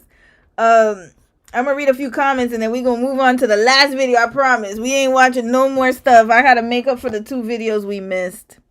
She called out Shelly's silence and is now speaking. Absolutely. Absolutely. And it's sad because it's like, yeah, she literally had so much time. She had so much time to do something and she didn't. She didn't do it. That's the problem. Why is this woman on my screen again? Red flag. That's not what I wanted to see. Hold up. Hold the line. What happened here? No, that's not the video. You see? All right, let's watch Blue for a little bit longer. No, we're going to watch something else. Hold on. Let me watch this one. Did I watch this interview? No, I wanted to watch something else, y'all. Hold on. We're going to switch gears. Give me 1 second. I'm going to find the video. But yeah, I'm going to discuss this really quickly. Red flag. Yo, it's a red flag, y'all. Red flag. Red flags all around. Today's just not a good day for the streaming. Today's not a good day for the streaming. I don't know what's happening. Everything's all helter-skelter. I needed a good palate cleanse, but you know what? I think this is a sign. We'll watch this one and we're going to wrap it right up, because I was going to watch another video, but this is the one that came up here. But then it's all in Korean. That's the problem. I'm scared to get copyright strike again. You know what? Let me go find the video I wanted to watch. But yeah, like, it's really sad. Hold on, let me see what else she got going on in here. Oh, she talked about Leah. Oh, they went in. Oh, wait. They went into Lewis's past. Hold on. We're gonna watch a little bit more. Sorry, y'all. That's editism. Hold up. Watch this. From the show. Yeah. I'm not getting Hold up, y'all. Sorry. This is getting juicy. They're gonna get to know her real soon. I want to Leo. So they're gonna get to know her real soon. I want Leah. I slowed that down on purpose. He literally looked at Miguel on camera and admitted, I want Aaliyah. Who's Aaliyah? So let nobody fuck with me and say that I'm making this up. Aaliyah? That's not how my brain works. Who's Aaliyah? I love y'all who are saying, Blue, I'm walking with you. Are you seeing what the receipts told me? I just work here. What happened? Hold on, I don't walk around with juicy. predetermined hypothesis. I let the truth just tell me what happened, and if the truth is in a place I didn't expect, I honor that. Oh, wait. They have made Miguel no money too. from Wait, their shows, what's and going Louis on? is admitting, Wait a minute. Hold on. We're going to stay on this a little bit longer. damn, I talked all that shit about Love Island, but did I choose the wrong show? You talked all that shit about Love Island, and now you're wondering if you chose the wrong show, and now you're watching everything about Love Island, and now you're hanging out with Miguel and Leah. Miguel and Leah, who were the two faves. For those of you who was asking, well, who's Miguel? Well, boys and girls, Miguel is a biracial British man who became famous in America for dating a Middle Eastern reality star from Love Island. Miguel is a biracial British man who got fame. Louis is a biracial British man who wants fame. And how did Miguel finally get fame? He dated the favorite Middle Eastern girl from Love Island Season 6. Now, if you are Louis, what are you thinking now? You already have half the equation. Who do you know who could fit the role of a Middle Eastern girl from Love Island?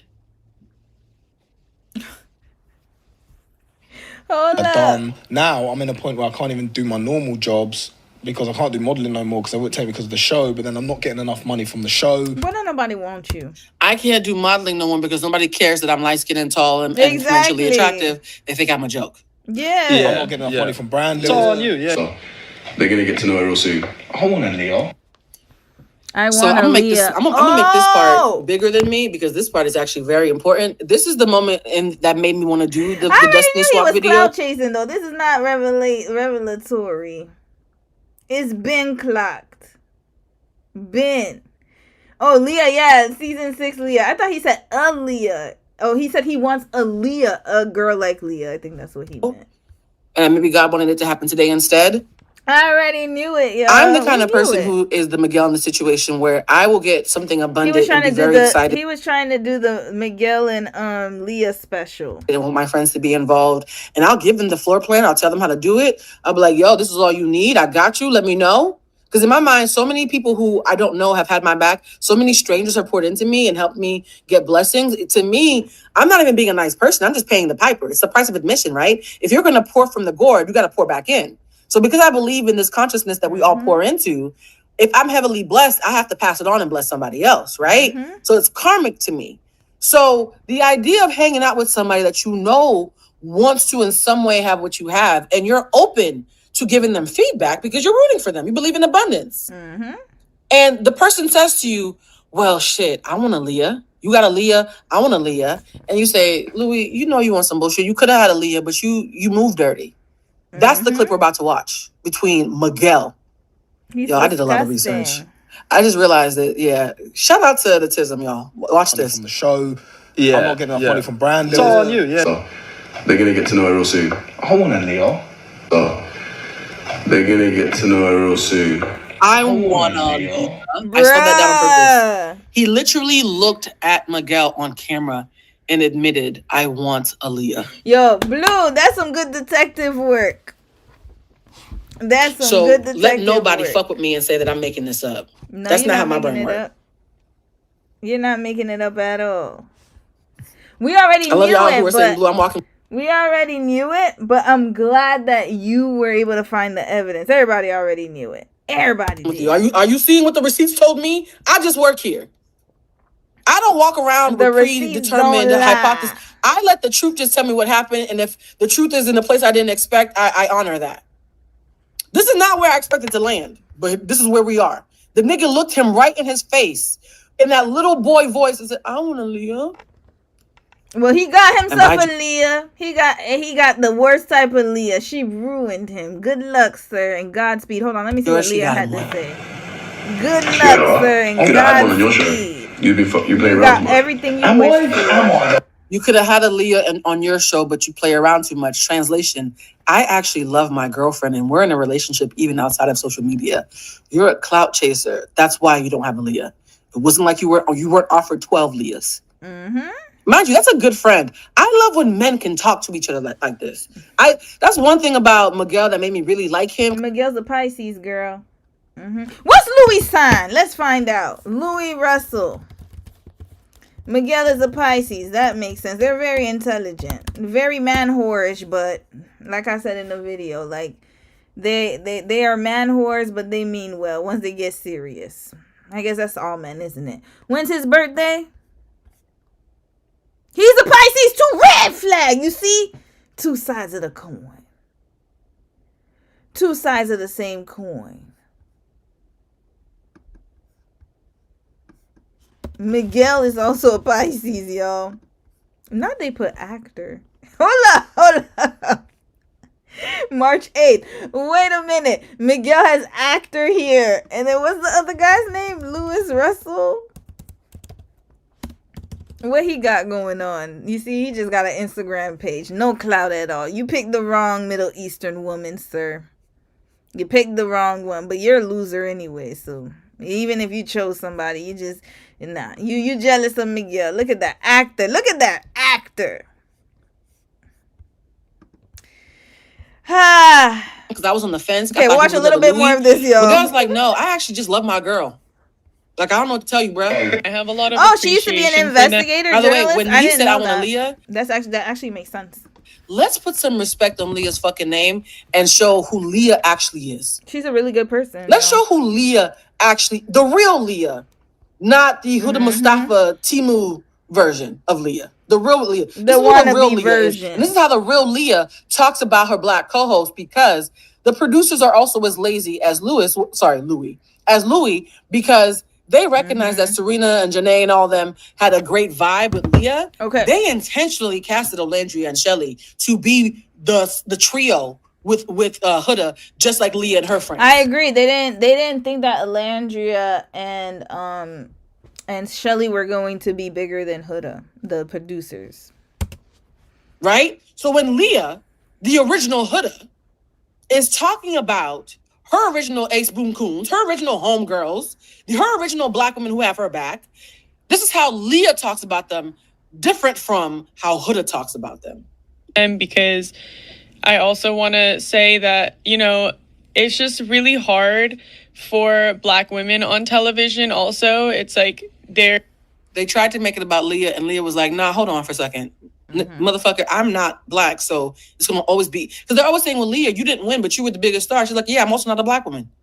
There's so many stereotypes, and there's people trying to fit certain narratives, and they have navigated their path really beautifully, and I am so proud of them. I feel like there couldn't be better role models right now.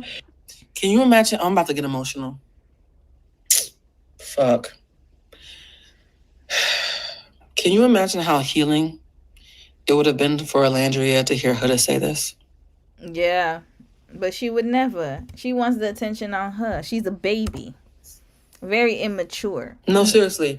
As someone who Not even a baby. Baby's better than her. Knows what it's like to be unfairly attacked and all you want is for somebody to recognize your humanity. Can you imagine how different everything would be right now if Huda had simply done this? And I thought she was going to do that on Call Her Daddy, but she just doubled down and was even more demonic. Yep, one is the evolving and the other is unevolving. Exactly. Terrible combo, y'all. Oh, you're talking about the Pisces. Miguel and, yeah. You see Miguel, both Pisces, Lewis and Miguel, and then look how they, so different. The bar is in hell, guys. This is not asking much, and yet it's incredibly impactful. Bare minimum, your friend should show up for Black like women in TV and honestly in social media and all of that stuff. So I think that in knowing them personally, people would love them even more. Like, they really are such good people. Lewis Russell gets asked about Miguel and Leah after they all... So here's the thing, guys. Damn! Leah is a real ass bitch, and she's not perfect, all right? One thing I would tell you, when I say somebody's a real ass bitch, don't tell me how imperfect they are, because real doesn't mean perfect. Yeah. So me saying they're a real ass bitch, their imperfections are not mutually exclusive realities, right? Real means fallible. Leah is so fucking real that when she found out, and she said this herself, so I'm just encapsulating what you're about to see proven in receipts. When she found out that Louis allegedly told Miguel and their boys that he wanted to date Huda to see if he could recreate the same magic that she Miguel unfollow his and, ass with Leah the quickness. Leah was so fucking disgusted. She called him. That's the reason I know the word clout demon. She made it up about Louis. A green flag, Leah. Thank you for giving us a new word, clout demon. Allegedly cussed him out. She cussed him out at the mere thought of him fucking over another Middle Eastern girl trying to do a cheap facsimile of what she actually has, because she understood how hurtful that would be to Huda. Nah, she shouldn't have done that. Let her get hurt, sis. Some people got to learn the hard way. Because Huda is, like I said, she wanted that. That's what she wanted. In the screenshots, for somebody who said Leah didn't like Kenny either, here's some tea on this, and I hope I put this in the receipts. In the screenshots, when Kenny was revealed for being a clout chaser who pretended to like Janae just for a bag, they mentioned more than one clout chaser. They said clout demons, plural. And this was the same time that they stopped talking to Louis. Oh, yeah. All right. Somebody said, did we all freeze? Did y'all freeze? I didn't freeze. Now, hold on. Before I play this video, are we good? Did we freeze? Hold on, let's fast This forward. is Isaac from Too Hot to Handle. He is a mutual friend of Louis and Miguel. I guess he was on live last night and he was having a conversation with Miguel. Here's what he said that's going viral. Yeah, I know, but like, Miguel, bro, you're glazing over shit, though, like, bro, you're... Red flag! Why is he talking like... Why is he so slow? What is going on? What is happening? Why is he talking like that? Miguel, bro, you're glazing. What is glazing? I'm too old for this, y'all. I'm too old for this. I'm way too old for this. Is he speaking a language? Bro, your girl got mad that Lou was talking to a girl that she doesn't even know, bro. Like, your girl got mad that Louis was talking to a girl that she doesn't know. No, your girl got mad that Louis was scamming a girl who she has solidarity with culturally. Miguel leveled up. Those were his roommates. These duds. These bummy ass men. Red flag. What happened? Yo, bums used... You know what? I'm not going to say nothing. What is up with these bums? Why is he talking like this? Miguel seems very mature compared to these men. They're very immature. Very extremely immature. Really, and whose space she understands is going to be tricky to navigate with a real man. Glazing is glossing over. Oh my! I thought it was like donuts, y'all. Krispy Kreme glaze. That's what I'm thinking. I'm like, glazing. What is that? I'm too old. Finish the sentence, my guy. Come on, bro. Come on. How many times you gotta say bro? Limited vocabulary, illiterate. Miguel, it must have been rough. I think it was, he fell on hard times. He had no choice but to have roommates, because I can't believe Miguel he speaks very well. He's eloquent, very good communicator. Then he's around these foolish men, these fool ass, bum ass men. It was money. Money. He was strapped for cash. I can't believe it. I feel you. Leah responded under that video with this: I don't know Huda, there is no beef. I wish her well. I'm always happy to see a fellow Middle Eastern shine. I pray she protects her energy from all kinds of people. Like, obviously, she's insinuating that Louis ain't shit. There's many reasons why we all unfollowed Louis. Huda isn't one of them and never was. They can try and spin it that way, but they know that's not the truth, because I've said directly to his face why. She goes on to say, this live had 60 views. If you think any of this is for anything but clout, LOL. It's the month, I'm telling you. Which is such a betrayal of trust on Isaac. He's already lost his best friend, Louis. And now, Isaac, you're going to go on live and have a conversation. Isaac is so inconsequential. I didn't even know who the fuck he was. I know a little bit about almost everything. So yeah, Isaac, this with 60 likes, Isaac, you were cloud chasing, airing a public phone call on live without telling the other person. That's nasty conversation and say something like that, which is clearly going to send a lot of backlash, because Huda's fans are fucking crazy and nuts and mentally unstable. It's going to send a bunch of backlash Leah's way. But I'm glad she cleared it up. Like, obviously, she's saying that Huda needs to be worried about Louis. She needs to protect herself from people like Louis. And Miguel released a statement, clearly because this video is going viral. This was Miguel's statement. Wow, he wrote a long statement. I remember that. And he's basically saying what Leah just said, right? Like, the girls... Yeah, he backing up his woman, and that's what unfollowed, not because he's dating Huda and they don't like Huda, but because of Louis' intentions regarding the relationship. Like, his reasonings for dating... Not y'all stuck on the 60 views. Everybody got to start somewhere. Right? Y'all, no. 60 views for my live, doing all this clout. Used to only have about 10 people in the live with me. Now there's 2,874. It's not about the 60 views, sis. It's the fact that he did it to go viral, and he only got 60 views. That's the red flag. You did all of this for what? Yeah, bro. Miguel glazing. Yeah, bro. Miguel is glazing on the girl, bro. Yeah, yo. Yeah, he glazing on the bro. What the fuck was that? 60 views, red flag. Did all of that for no damn reason. Pack him right up. All right, sis. What else we got here? Leah commented on a post about influencers who use islanders, and this was before the show. She already knew he was gonna be a clout demon, y'all. Miguel is now confirmed Louis' original intention with Huda were clout. Okay, we gotta watch this one. Okay, I never saw this one. All right, we gonna fast forward a little bit. Okay, here we go. Miguel Harachi. Let's hear what you gotta say, Miguel. Do like that. Next minute it's that's Louis. Love that too. Next minute it's something else. The only thing, Louis is, sorry, I keep on wanting to call him Louis because my best friend from childhood is spelled like him. Louis' type is clout. How many followers you got and how fat is your ass? Hold up. He trying to get a bag. Wait, what is this one? Love Island. Miguel has now confirmed Louis. Okay, who did he confirm it with? All right, let's go here. All right, let's watch this one. And you just followed Louis last week, so clear there might be a connection there because, I mean, Louis, you've been on 3 reality TV shows and you just happen to attach yourself to the biggest reality star that's out there right now, and you just had a brand new baby. So what is really going on? Like, not clout chasing and you got a baby. That's what I don't understand about him and Huda. Deadbeats. And you just had a baby. Right? Thank you, sis.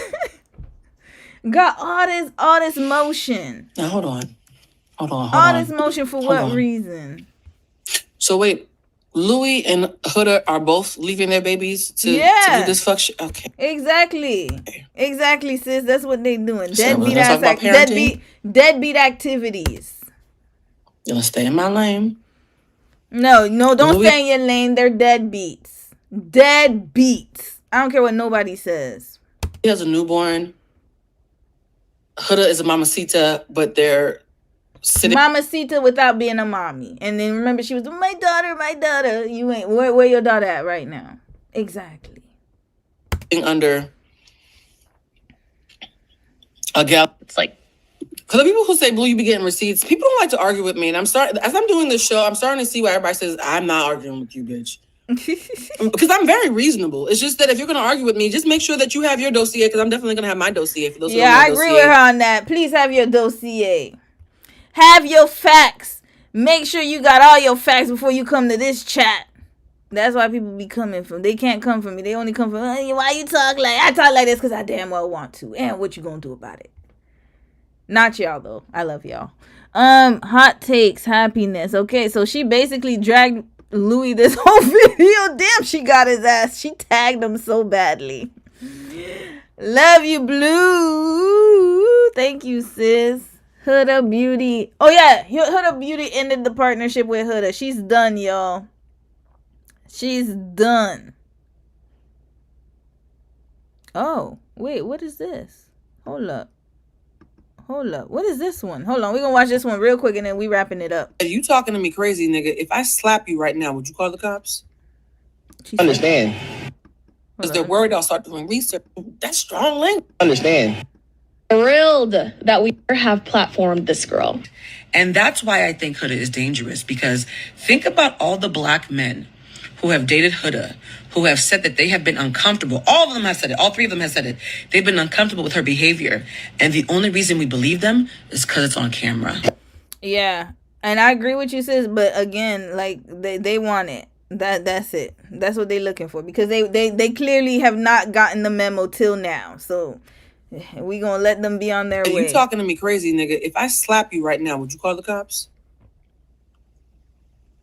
If you're dating a white person who talks to you like this, run. Y'all talking about Nick being too chill? I prefer chill to whatever the fuck this is. First of all, okay, as soon as you reach to try to slap, I box some shit. Who are the cops don't believe me or you? Who do you? What? Why does everybody talk like they have marbles in their mouth? What did she say? That's all I heard. Yo, am I? Okay, I'm tweaking. Hold on a second. Understand. How did we start this video? Because you know a bitch loves a book. Wait, is that Louis? That's not Louis. That's somebody else. Who is this person? I started this video, this live, playing that explainer from 4 months ago, 16 weeks ago when y'all were calling me names. Wait, what is this now? Hold on. Wait. I don't know what's happening here. What is happening that here? That beautifully aged we need a palate explainer cleanse. Video where I said women like Huda are dangerous because they she's comparing Huda to this woman. Okay, I got it. I was confused. That favor is on their side. And then I was like, Blue, show them an example. Now that they're finally listening to you, no longer making fun of you, show them an example. This is a young lady who was on camera with her boyfriend, and they were getting into an argument, and he had too much bass in his voice. And she pointed out, hey, yo, nigga, you know that if I call the cops, only one of us is making out of here alive, right? She said that. You might want to chill out. And the reason why I love this video is because she just said the quiet part out loud. A lot of non-black women who date black men know this. They know this. All of them have said it. All three of them have said it. They've been uncomfortable with her behavior. And the only reason we believe them is because it's on camera. Stop looking at my phone. Understand. Are you hard of hearing? So if I slap you right now, are you calling the cops? She said, you talking to me crazy, nigga. If I slap you right now, would you call the cops? I can't. If you're dating a white person who talks to you like this, run. I can't even give a red flag because he looks like he loves it over there. What am I supposed to do, Blue? I'm sorry, sis. What am I supposed to do? At this point, let them be. That's what they want. Let them go. Listen, at this point, there are too many resources out there for people to be messing up like this. He looks very comfortable where he's at. I'm sure she talked crazy to him before. This doesn't look like the first time. And if it is, look how he's sitting. Let's look how he's sitting right here. Look. Being too chill, I prefer chill to whatever the fuck this is. First of all, okay, as soon as you reach to try to slap, I box some shit. Sure the cops don't believe me or you. Who do you think the cops believe me? Yeah. cops are gonna believe, me or you? I'm putting on the best fucking sob story I could ever put on in my life. I'm gonna put on the best fucking sob story. Blue, if it wasn't for your translation, we wouldn't understand what she said. Red flag. You need to open up your mouth, miss. See, worried about the wrong things. Always talk like they got marbles in their mouth. I could ever put on. This is like Shakespeare of Karenhood. It is very rare we hear a Karen share. And guess what, sis? He knew that already, and he still wants to be with her. Look at him sitting there. Look at him. He smiled. Look at that face. Inner plotting. Look at him. The only thing that's gonna help you is witnesses. She said the only thing that's gonna help you is witnesses. I got my sister right here. And he about to put his sister in danger. Red flag. Listen to how, you know, they want to be like what's that guy? The cowboy who got unalived by his girlfriend at the club or after the club. So he's about to bring his sister into it? Your sister? Your black sister? Exactly. You really think 2 niggas versus a white and you're gonna win? Look at the smile. Your sister, oh, that's cute. Okay, and then look at. Sis, Blue, I understand where Blue's coming from. Sis got a point, but he likes it. I wouldn't even put this video in there, but I know it's an example. Huda has started dating. Okay, we're done with Huda. But thank you so much, sis. This video was really great, y'all. I'm gonna remember Darvo. No, ma'am. No. All right, we're gonna have a palate cleanse, y'all. I'm done. I need her off my damn screen. Why does this lady keep coming up? Red flag. Okay, you know what? I'm gonna find a video. I'm freaking tired of this. Every time I paste my thing. Hold on. Oh.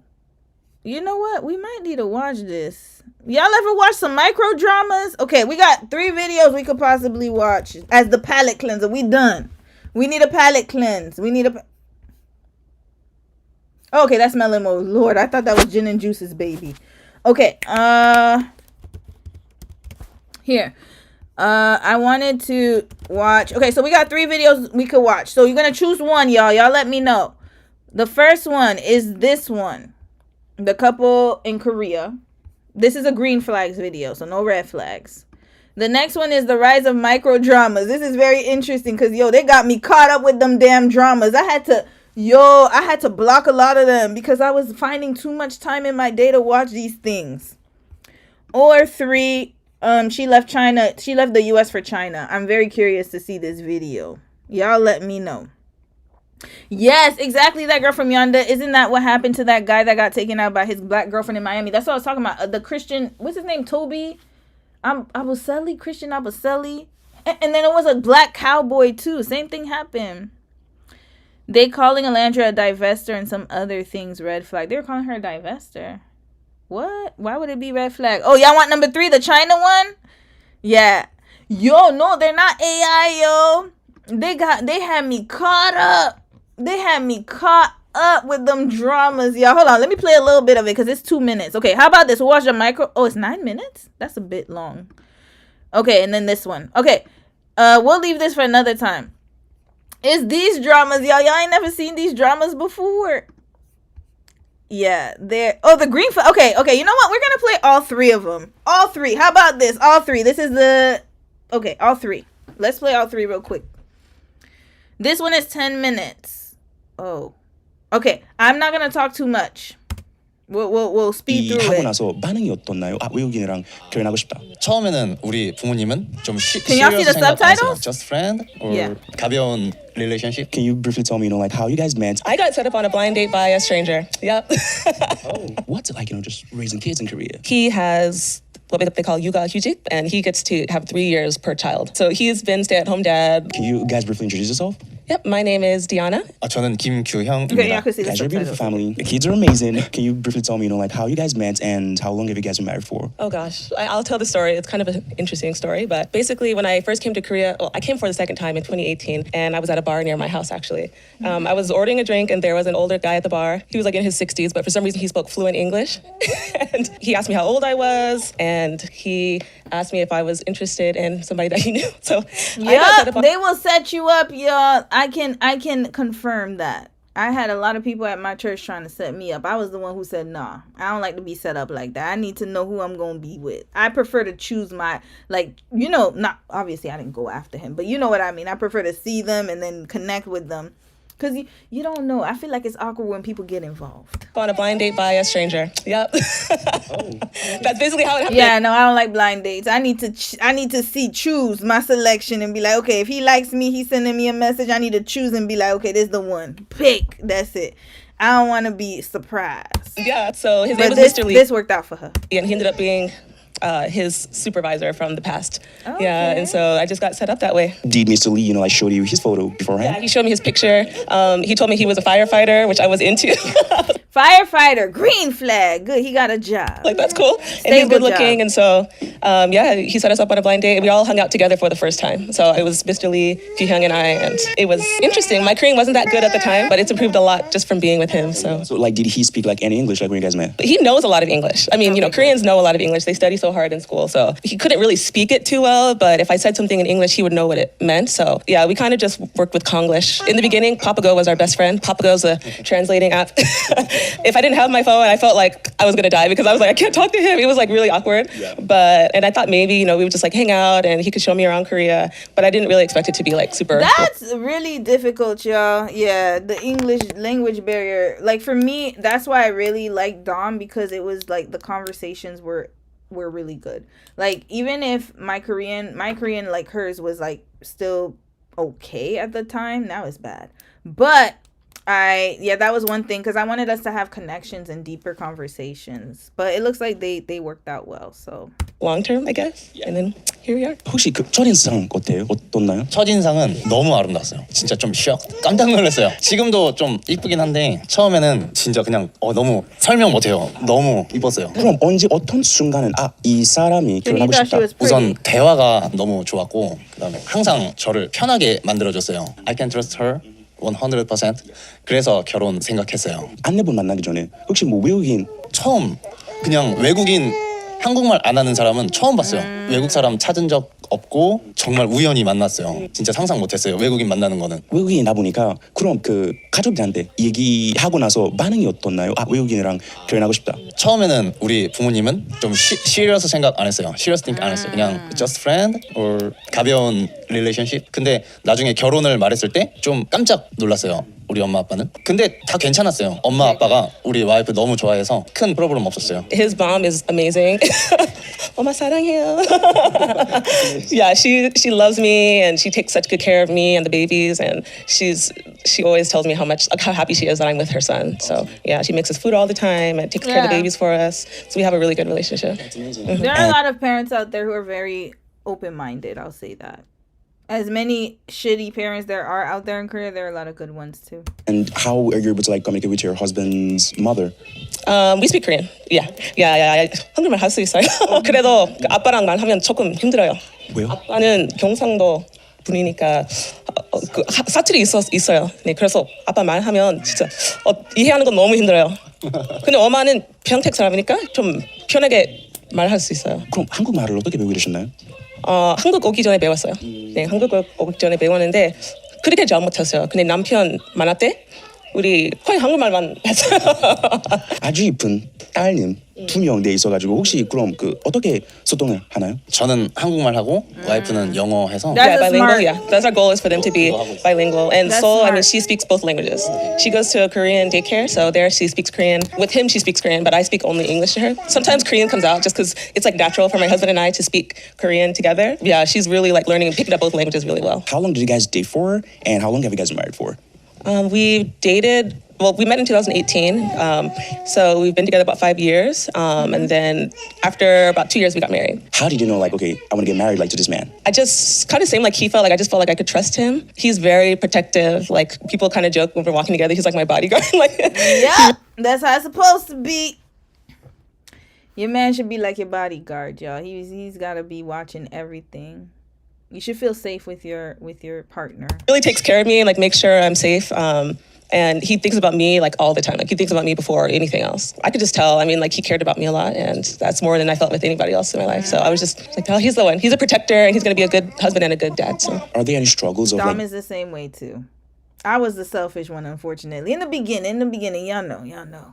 I was like, everything he was thinking about us, and then I'd be like, oh yeah, I'm going out. Like it was so bad. But then I learned real quick. I was the problem in the beginning. I'll say that. He was always us together. Always, we do something together. Let's be together. But y'all know I like my space. So I had to be like, okay, I need a little bit of space here. But we got it together. Being in an interracial marriage in Korea? 일단은 커뮤니케이션. 아무리 한국말 잘해도 sometimes misunderstanding 있어요. 그래서 그것 때문에 작은 파이트하고 그런 것. I mean, in any relationship, communication is hard, but with adding the bilingual layer to it, it's like even harder. 여기 한국이니까 한국 사람이 다 해야 돼요. Paperwork, health insurance, or daycare, vaccine, our baby's vaccine, or like that. At the health checks, like, I can understand Korean to an extent, but when the doctor starts talking really fast, I'm just like, I just kind of like tune out, and he has to be the one to focus on everything. So for him, I think he gets more stress, and it's harder for him. And I remember before we started the relationship, I was like, are you sure? Are you sure about this? Because you're going to have to do everything. Like, you have to handle all the Korean stuff. I mean, I'm going to try my best to learn the language, and I'm still getting there. I can do a lot of things by myself. But I was just like, are you? Yeah, that's very stressful. That's what I wanted to show in that Korean K-Dog video, and then they blocked me. But yeah, it's very stressful to do administrative paperwork, especially for like a family. Sure about this? And he's like, oh yeah, it's no problem. I could do it. And now I think he sees the frustration more. It's like really happening. Nene B, you feel me? Yes, we need a lot of space. A lot. But you know what? When you're with somebody who is more like who likes to be closely attached, it's very difficult if you're a detached person. So it was hard for us in the beginning, but we've gotten through it, y'all. Yeah, it was hard, y'all, because I would be like, why you all up on me? All up in here. Give me my space. Yeah. How was your wedding like? 우리 웨딩은 못했어요. 코로나 때문에 계속 postpone 하다가 finally just cancel. Like you guys have plans on like doing a ceremony like later on? I don't know. I don't really think so. At this point, we already have 2 kids. I feel like it would be it's just too late, I feel. But why don't you guys, they could do a vow renewal in a few years. Did have, before Corona, or we go had on vacation. I would go on vacation. A party in the States. What's it like, just raising kids in Korea? I mean, there's a lot of benefits. Like, it's awesome, yeah. Well, first of all, childcare is free in Korea, almost free. For some reason where we live, we have to pay a little fee, but it's still like very cheap compared to in the US. When we go out in public, that's interesting because people always stare at us.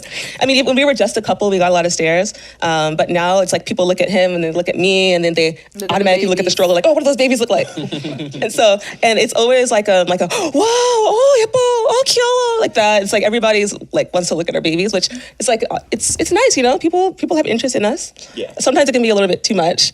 Yeah, it's because I wonder how that will affect them growing up. Like, of course, it's nice to get compliments and things like that, but I do wonder how that's going to affect them in the future. And then sometimes we do get some looks that look kind of like dirty, like a what's going on here type of look, but for the most part, it's positive. 한국에서 계속 아이들이 키울 생각이신가요? 네, 일단은 한국에서 계속 애기들 키울 생각이에요. 근데 나중에는 이제 둘 다 듀얼 시리즌십. 그래서 나중에 이제 우리 소리랑 루나가 선택하겠지만 그때까지는 한국에서 이제 살 거예요. Oh, one thing I forgot to mention about perks of living in Korea with babies. He has what they call 육아 휴직. It's like a paternity leave, I guess you would call it. And he gets to have 3 years per child. Mm-hmm. Yeah, so because of his job, he's able to take that time off. So actually he's been at home. It will be 3 years total by the time that he's done with it next year. Yeah, so he's been stay-at-home dad, like amazing, and I've been working full time. Yeah, so I only get 3 months of maternity leave where he can take all this time. I think she works on a military base, probably. I know she's a nurse. I remember she said that. So we just made the decision that he would stay at home with the children. So he raised her at home until she went to daycare. So she's going to daycare now. But he still gets her ready for school and then takes care of Luna during the day. And that's good. It's really amazing. What are the name of your kids? Like, of course, if you guys are open to sharing it. Yeah. So our oldest one is Sol, and our youngest one is Luna. So it's sun and moon in Spanish. But also, we just wanted to choose names that you could, easily write in Korean, and it translates well in both languages. And we have our sun and our moon. So and it matches their personalities too. Because Sol, our older one, she's very fiery personality. Yeah. It looks very... Oh, you don't even know. Oh, yeah. She's wild. Yeah. She loves to climb on things and she screams and yells, but she's also really warm. Like, she loves to cuddle and things like that. Luna is very calm. I mean, right now you can't, it looks like she's wild, but she is very calm compared to Sol, I would say. She sleeps well and she does not like to be cuddled and held. She doesn't like to be held down. Do you guys plan on living in Korea for the longest period of time? 네, 한국에서 계속 살 것 같아요, 저희는. 제가 미국에 가면 제가 할 수 있는 일이 없을 것 같아요. Yeah, that's what I was talking about before. If this is the thing. Again, this is why if you know that you don't want to, let's say if you live in Korea or another country and you don't want to stay there permanently, but you just so happen to find someone that you're really into and that you really you can see a future with, you got to make some tough decisions. But that's why I always say try to find out more about them at the beginning, because he's a firefighter. It wouldn't make sense for him to leave that to go to America, and America's not really in good financial shape right now, so she has to adapt to Korean life, and she seems like she loves it. So, but then it's not for everyone. So you got to consider that. Consider what kind of career he has. If he's if he is flexible and willing to live abroad, if that is a concern for you, and then also because his job, it will it would make no sense for them to move to America. Basically, what he's saying is we good in Korea. That's it. That's all. And to be honest with you, if you're willing to stay in Korea, your chances of if you are looking into dating in Korea, chances are higher if you're gonna stay in Korea. To be honest with you, a lot of people don't want to move. To be quite honest, it's only a small percentage of people are okay with moving abroad. 그리고 와이프도 여기서 이제 거의 퍼머넌트 잡 있으니까 우리는 여기서 계속 살 수 있는 것 같아요. Okay, that was it, y'all. Let's move to the next video. I'm just gonna show y'all a little snippet. I'm not gonna watch too much of this. I want y'all to see the dramas that I was addicted to. I even went on their app to watch the videos, but then they messed with me because you get I think you got 15 minutes free, and then they try to make you buy the rest of the minutes. So I had to wait the next day to watch my next 15 minutes. That's how hooked I was. That's the secret CEO of King's Corp. You will be groveling at my feet for forgiveness when you realize who I really am. Spoiler alert, that man earning a meager wage does in fact turn out to be the red flag to me. Why am I watching these secret things? CEO of King's Corp. Why was This is I one of the watching microdramas featured on Real Short, a Chinese-backed short video app. I'm willing to wager my entire reputation that this Why man was I watching these things? is a useless loser. Welcome to the world of microdramas. Over-the-top storylines, Could he be someone dangerous? jaw-dropping twists, I ain't gonna lie, y'all. I watched one about this Sebastian Klein character. He helped save my company. That had all me packed hooked. into snack-sized vertical video clips. Fast, addictive, and ready to take over your feed. In the States, you have soap opera, Bold and the Beautiful, and it's Bold and the Beautiful on steroid, basically. You've got to have a cliffhanger on And the funny thing is, it'd be the wackest stories, y'all, and then I'd be hooked every what's gonna minute happen versus next? They had me every for a hour. minute. So everything is sweet, short, and sharp. They're tapping into the behavior of instant gratification. The way that you immediately are satisfied by seeing this story is what is the hook. It's You a be little over the watching them top. 2 days It's in a over row? the top. I watched it. When I tell you I got hooked, every day I'd be and then the thing is, it'd be on TikTok, right? And then I would see it, and then I would get hooked by the promo, and I'd be like, ooh, let me go watch it. So they'll give you a link, and then that's how they got me caught up. That is I still got tied up entertaining, with right? them things. China's microdrama market exceeded 50 billion yuan, or approximately $6.9 billion in 2024, Really? outpacing China's own box office. And it now has its sights set on the US market. many microdrama producers believe, because America produced Hollywood and is probably the world's largest cultural export. If you can sell it to and make it appealing to the American public, you can then sell it and make it appealing. Oh, they sold it to us. We done. To the rest of the I've been world. sold. So what is behind the I mean, North America anyway. popularity of China's microdramas? And can the nearly $7 billion industry become China's next big cultural export to disrupt the US entertainment industry? Microdramas started in China, I believe in around 2018, and they were sort of an offshoot and a way to capitalize on the trend and the popularity of short form video, which was made popular by TikTok. The format itself has become increasingly popular amongst users. It's where their time is spent, which is why you saw Meta introduce Reels to Facebook and Instagram, and why YouTube introduced Shorts to capitalize on this short form video content. In China, even though they have like IG and Tencent, they don't have Netflix. They don't have a lot of the Western apps they don't have. So they have to create their own. It all started with Douyin and also Kuaishou as they started pushing this vertical short dramas on their She pronounced it very well. I must give sis her props. platforms, especially 2020, 2021. During the pandemic, dramas grew rapidly, low-cost production, fast-paced nature, about 90 seconds to 120 seconds long.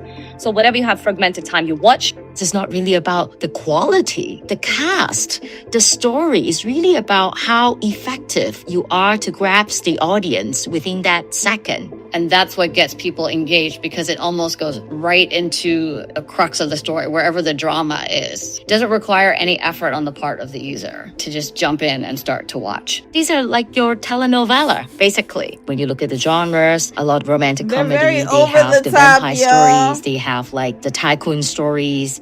Unlike traditional big-budget TV series, microdramas offer producers a low-cost, high-reward format that's fast to See, if y'all want to move to China, go and star in a micro drama. make and easy to scale. The Go and star in streaming there. companies, a huge cost center for them is content creation. For a short form drama, you can get intriguing content at a much lower cost with a shorter production time, so you can have more volume. The leading apps can churn 8 to 10 shows a month. Nah, but one day I saw a man slap a woman on the micro dramas, and I had to turn that off. I was like, nah, Asia got me messed up. Y'all ain't gonna be doing DV and promoting that stuff. No, that was crazy.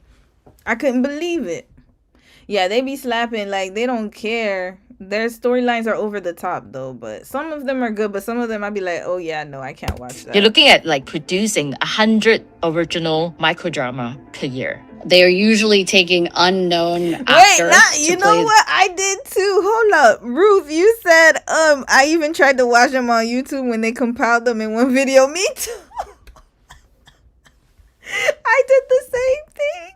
These parts. They're so You're looking at addictive. anything from top to finish within 2 months versus a year and a half.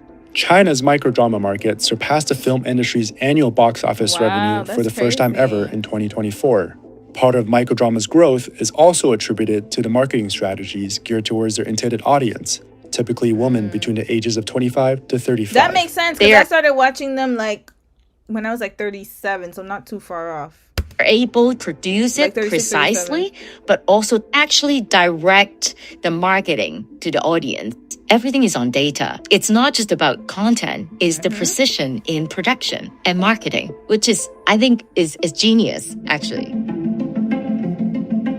Major players actually wanted to go beyond China. The first place they looked at is US.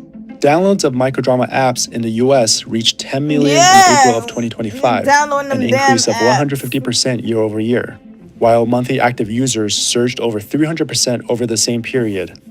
Real Short, Drama Box, and Good Short were the top downloaded apps in the US for microdramas. They accounted for about 50% of the crazy. I did downloads not in know year-to-date 2025. Real Short, Drama Box, and Good Short were unavailable to The Real Short, that's the one. That's the one with the R. That's the one I downloaded. accommodate CNBC's request to participate in the story. The US is the world's largest revenue-generating market for microdrama apps, contributing 60% of global mobile revenue in 2024. In addition, the 3 short drama apps rank among the top 20 media and entertainment apps in the US by mobile revenue so far this year. So the US is very important to microdrama apps because it is a higher ARPU, average revenue per user market. So that means that they can charge more per user. The cost of the app when they monetize it is higher in the US.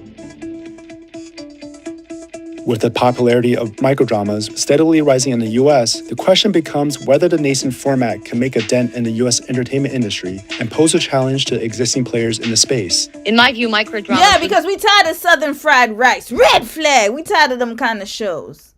Get more creative. At least this is over the top but entertaining. The other ones are just not entertaining. They're over the top and not entertaining. That's the problem. People will watch things that are entertaining and funny, but I don't want to watch something like Southern Fried Rice. Do not pose We need direct better TV threat shows. to a platform such as Netflix or traditional TV. At least not yet. They kind of serve different purposes. You watch a program on Rose, right? They be wanting you to pay like $20, man. These people are thieves. Thieves. You said this is false information. The best of these dramas have good quality image and story. Yeah, they do. Who said they don't have good quality image? Let's watch. Streamer. Yeah, they do. The plot, I like them. the set, they just the have over the top acting. acting. The acting be too much. Of this, I think, is just like a quick bit of entertainment. But I wouldn't say that, oh, is it going to take away the movies? Is it going to take away Netflix? I wouldn't say that, but I think definitely something to watch out for. Microdramas are not aiming to become those big budget shows or films. Instead, they are looking to carve out that unique space by targeting, casual, short attention span viewers. Microdramas will pose more threat to social media companies because at this stage, they are competing for the eyeballs. And I can either choose watching dog videos on TikTok or I can watch microdrama. Typically not both. Some have compared the rise of microdramas to that of Quibi. Short for quick bites, featuring content under 10 minutes, designed for viewing only on your phone. A similar short-form mobile streaming service that shut down in just 6 months after it launched in 2020. During COVID, everybody was at home. We've had a lot more time. And it was just really, really bad timing for them. Hollywood-styled content is something that they try to replicate, but in a very short, kind of fast. We don't want to see them. Red flag. We don't want to see them. That's the point. I know why it shut down. We don't want to see them. Those dramas have actors that we have never seen before. That's what makes it more entertaining. I don't want to see these folks. I'm tired of them. Chance the Rapper, I don't want to see you. Sorry. Look at us going on. This is not funny. I think we need to regroup. This is not entertaining to me. Look at her falling on that table. How is this funny? Environment. Vertical is popular. Attention is becoming shorter. They saw it. But when it comes to execution, a lot of things went wrong for them. Experts say it's more likely these short-form dramas will coexist alongside other media and entertainment companies. Would I be worried as a social media platform? Yes, because somebody's taking away my eyeballs. Would I be worried as Hollywood, Netflix, and other platforms? Yes, but not because they are the threat. It's because the behavior and the market that they are creating is a threat. You cannot compare street food to Michelin. Is Michelin foods going to take over street food? No, not a chance. But there is an appetite for street food. There is an appetite for Michelin dishes. So that's all I can sort of compare between microdrama and long-form drama. The rise of microdramas could force existing media companies to rethink their content strategies going forward. Given the strength of the short form video format, I think that this will continue to grow. Similar to the way short form video took off and it forced Meta and Google to add shorts and reels. What I think will be very interesting is for the streamers to really pay more attention to the vertical audience and then perhaps to produce more to cater to them so that when they actually don't have time to watch 5 to 6 hours, then they can still engage the audience. They also become more attractive partners to these other players to do partnership deals. A lot of great IPs from the studios can be repurposed. We adapt into microdrama. It becomes like a pretty interesting interesting ecosystem. There are examples in China where collaboration with, social commerce or e-commerce are very successful, or collaboration with a more traditional long-term video creator are successful. It can be a very exciting medium to play together with the long form. People keep saying, TV is dying. It's not dying. It's just moving to the verticals, moving to the fragmented viewing. People move. So you have to move with them. Otherwise, you'll be eliminated. Okay, there you got it. Yo, them dramas, I feel like it can be dangerous. It definitely can be dangerous, like the short form. But it's entertaining. At least the micro dramas are. But what I'm talking about is the short form videos, because the more we move to short videos, I think you should have a combination of both. Long and short form is good, because attention spans are dwindling. All right, last video, y'all. 10 minutes, and then we wrapping this right up. It's too late. It's getting late. We're going to wrap this up. For the typical American, there is a lot of confusion about what life is truly like in China. When I tell them how modern the cities are, people are shocked. Very modern. I tell them about how low the prices are, people are shocked. Less than $4 US for a Michelin recommended meal. Korea is similar. The quality of my lifestyle in China is much better than the quality of life I had living in the US. My name is Elise Lightyear. I'm 35 years old, and I moved to China in 2019.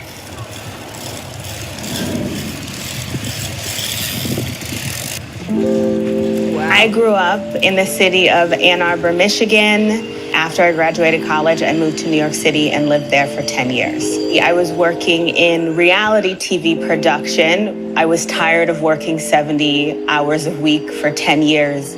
Being in my 20s, I felt red flag. 70 hours a week is too long, sis. That's too many hours. Like a 50-year-old woman. I was exhausted. I was living check to check, which sucked. Wow, interesting for reality TV. I'm shocked. One day I just woke up and it just clicked that this is not the life that I want for myself. I came up with this idea that I wanted to leave New York. I moved to Beijing in 2019 and lived and taught there for 4 years. Then in 2023, I moved to Chengdu and have been in Chengdu ever since.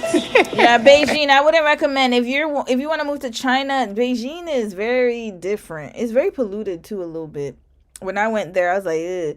I think Chengdu I heard it's really nice, like in the southern part. Like there's not Guangzhou. It was the one near there was another one, Shen something. But Chengdu is a good one too. He's gonna let the duck be free. Good luck, Mr. Duck. It was really difficult to say goodbye to my family and friends because I didn't know when I would see them again. I didn't know how we would be able to communicate, and I was scared. I was scared of this 15-hour flight that I had to take. I was scared about what food I was gonna eat. I was scared about this new career, about being a teacher. I was scared about making friends.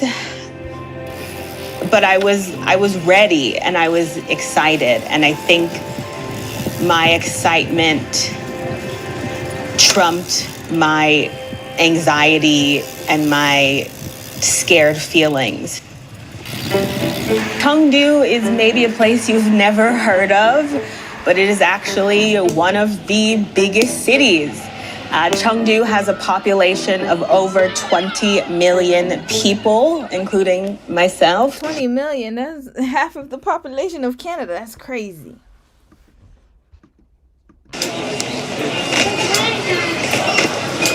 Currently, I'm a university teacher and I work a total of 18 hours a week. 18 hours a week? 4 days a week. And I teach freshman first-year university students who already speak English, and I teach them essay writing. I take the subway every single day to work.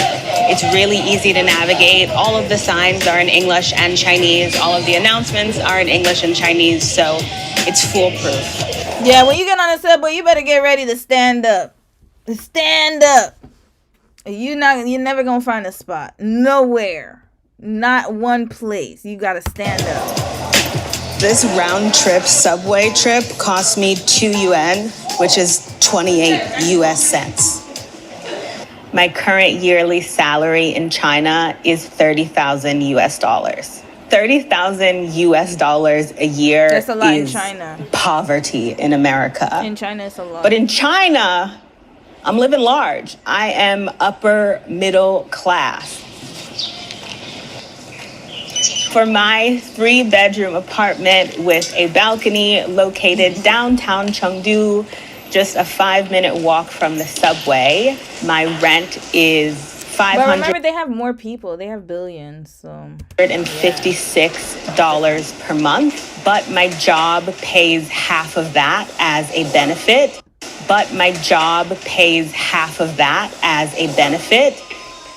Which means I only pay $278 a month. Yeah, in Korea, they do the same thing too. They'll pay for your rent.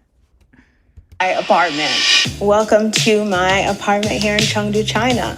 None of this furniture in the apartment nice actually apartment. belongs to me. It belongs to my landlord. This is my living room. I love my living room. I wouldn't be It's comfortable with that though. Landlord's furniture, but super cozy. I have this huge sectional couch that I just come to lay on all of the time. Bought myself a projector. I've got Netflix, HBO Max, Hulu, all of the channels.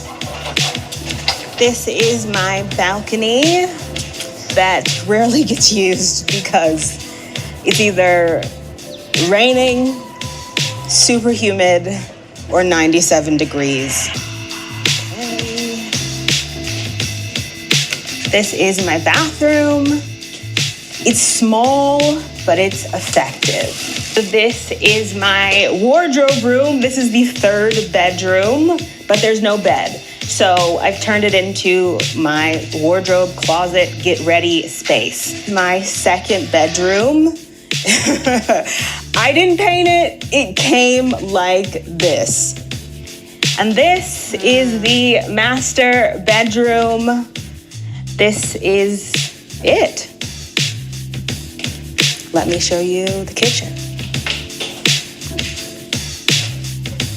So here it is. It's pretty small, but I'm just one person and it works perfect for me. This is where I do my laundry. This is my washer.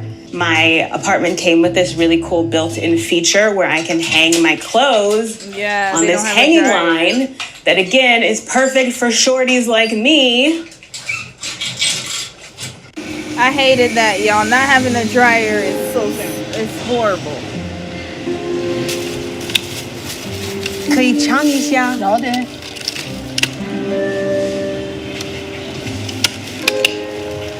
甜，很甜的。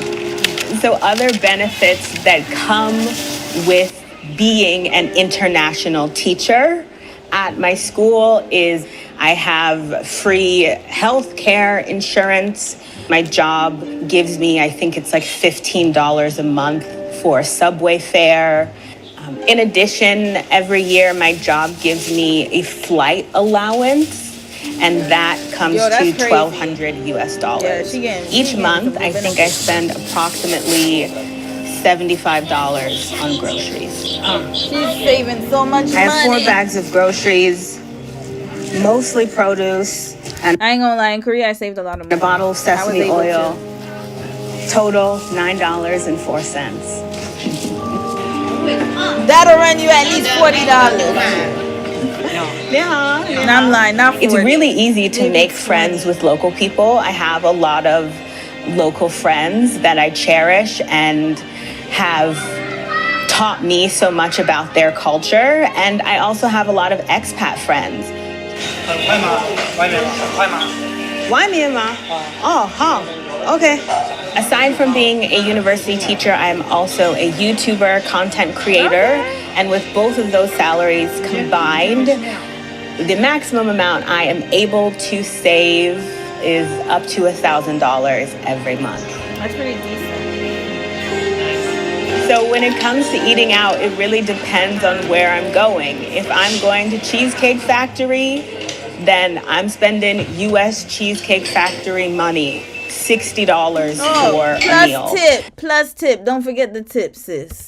But if I'm eating local and going to my neighborhood noodle spot, I'm spending $2 on a bowl of noodles. Oh, you lived in Nanjing, Sam? How was it? I'm spending about $150 eating out. Wow. I feel completely safe as a woman of color. I just feel very at ease in this country. Overall crime in this country is quite low. Some of the challenges I face in China is just simply being different. China is a homogenous country, so I stick out like a sore thumb. I cannot go a day being outside without someone pointing at me and saying in Chinese, look, there's a black person, look, there's a foreigner. Another challenge is the homesickness, is missing not only your family and friends, but missing the understanding of just how to do things. That was the hardest part, is that learning curve of trying to figure out how China works. Okay, tea house. With all the money I've saved in China, I plan on buying a house, not in the US, because can't afford that. I haven't saved enough money to buy a house in the US, but I have saved enough money to pay off a lot of my student loans. That's good. And I think I've saved enough money to buy a little casita on the beach in Mexico. Okay, fingers crossed. That is the... Yeah, I knew she wasn't going to stay in China. When she said people stare at her, I was like, oh yeah, she's safe. She's there for the bag, y'all. There for the bag. There for the bag, and I love it for her. Plan. I've learned a lot about myself living in China. I think my self-confidence has improved through the roof. So you know that saying about New York, if you can make it here, you can make it anywhere. Well, throw that away and apply it to China. It's beautiful. All right, this was a nice palate cleanser for tonight. Oh Lord, this stream was very chaotic with the copyright strikes. I really wasn't intending it for it to be this long, but I had to make up for the 2 videos we missed. Oh, you said you'd love to visit China, Sasha? Yeah, it's nice. I want to visit where she's at, the other side. Like, I was in Beijing when I went, and I should have gone somewhere else, to be quite honest with you. But it was nice. It was lovely, but it was just too many people there. You said that Nanjing was nice. I liked Nanjing the most. It's an old city, so life is pretty slow, cool, and most people were nice, but I'm also fluent in Chinese, so they weren't racist to me. Oh, okay, that's why. Yeah, like, that's why I love watching videos like that. Not because I want to move back, I want to go back abroad, but it's just for people to get different ideas, to see, like, you know, just seeing how other people live. It kind of gives you, sparks ideas in your head. But anyways, yeah, I am out tonight. Good night, y'all. We done. Have a good night. Wait, what happened? But gotcha. Okay, yeah, have a good night, y'all. I will see you guys next weekend. Enjoy your week, and I really hope that everyone has like a great weekend, a great night, and please take care of yourselves, y'all.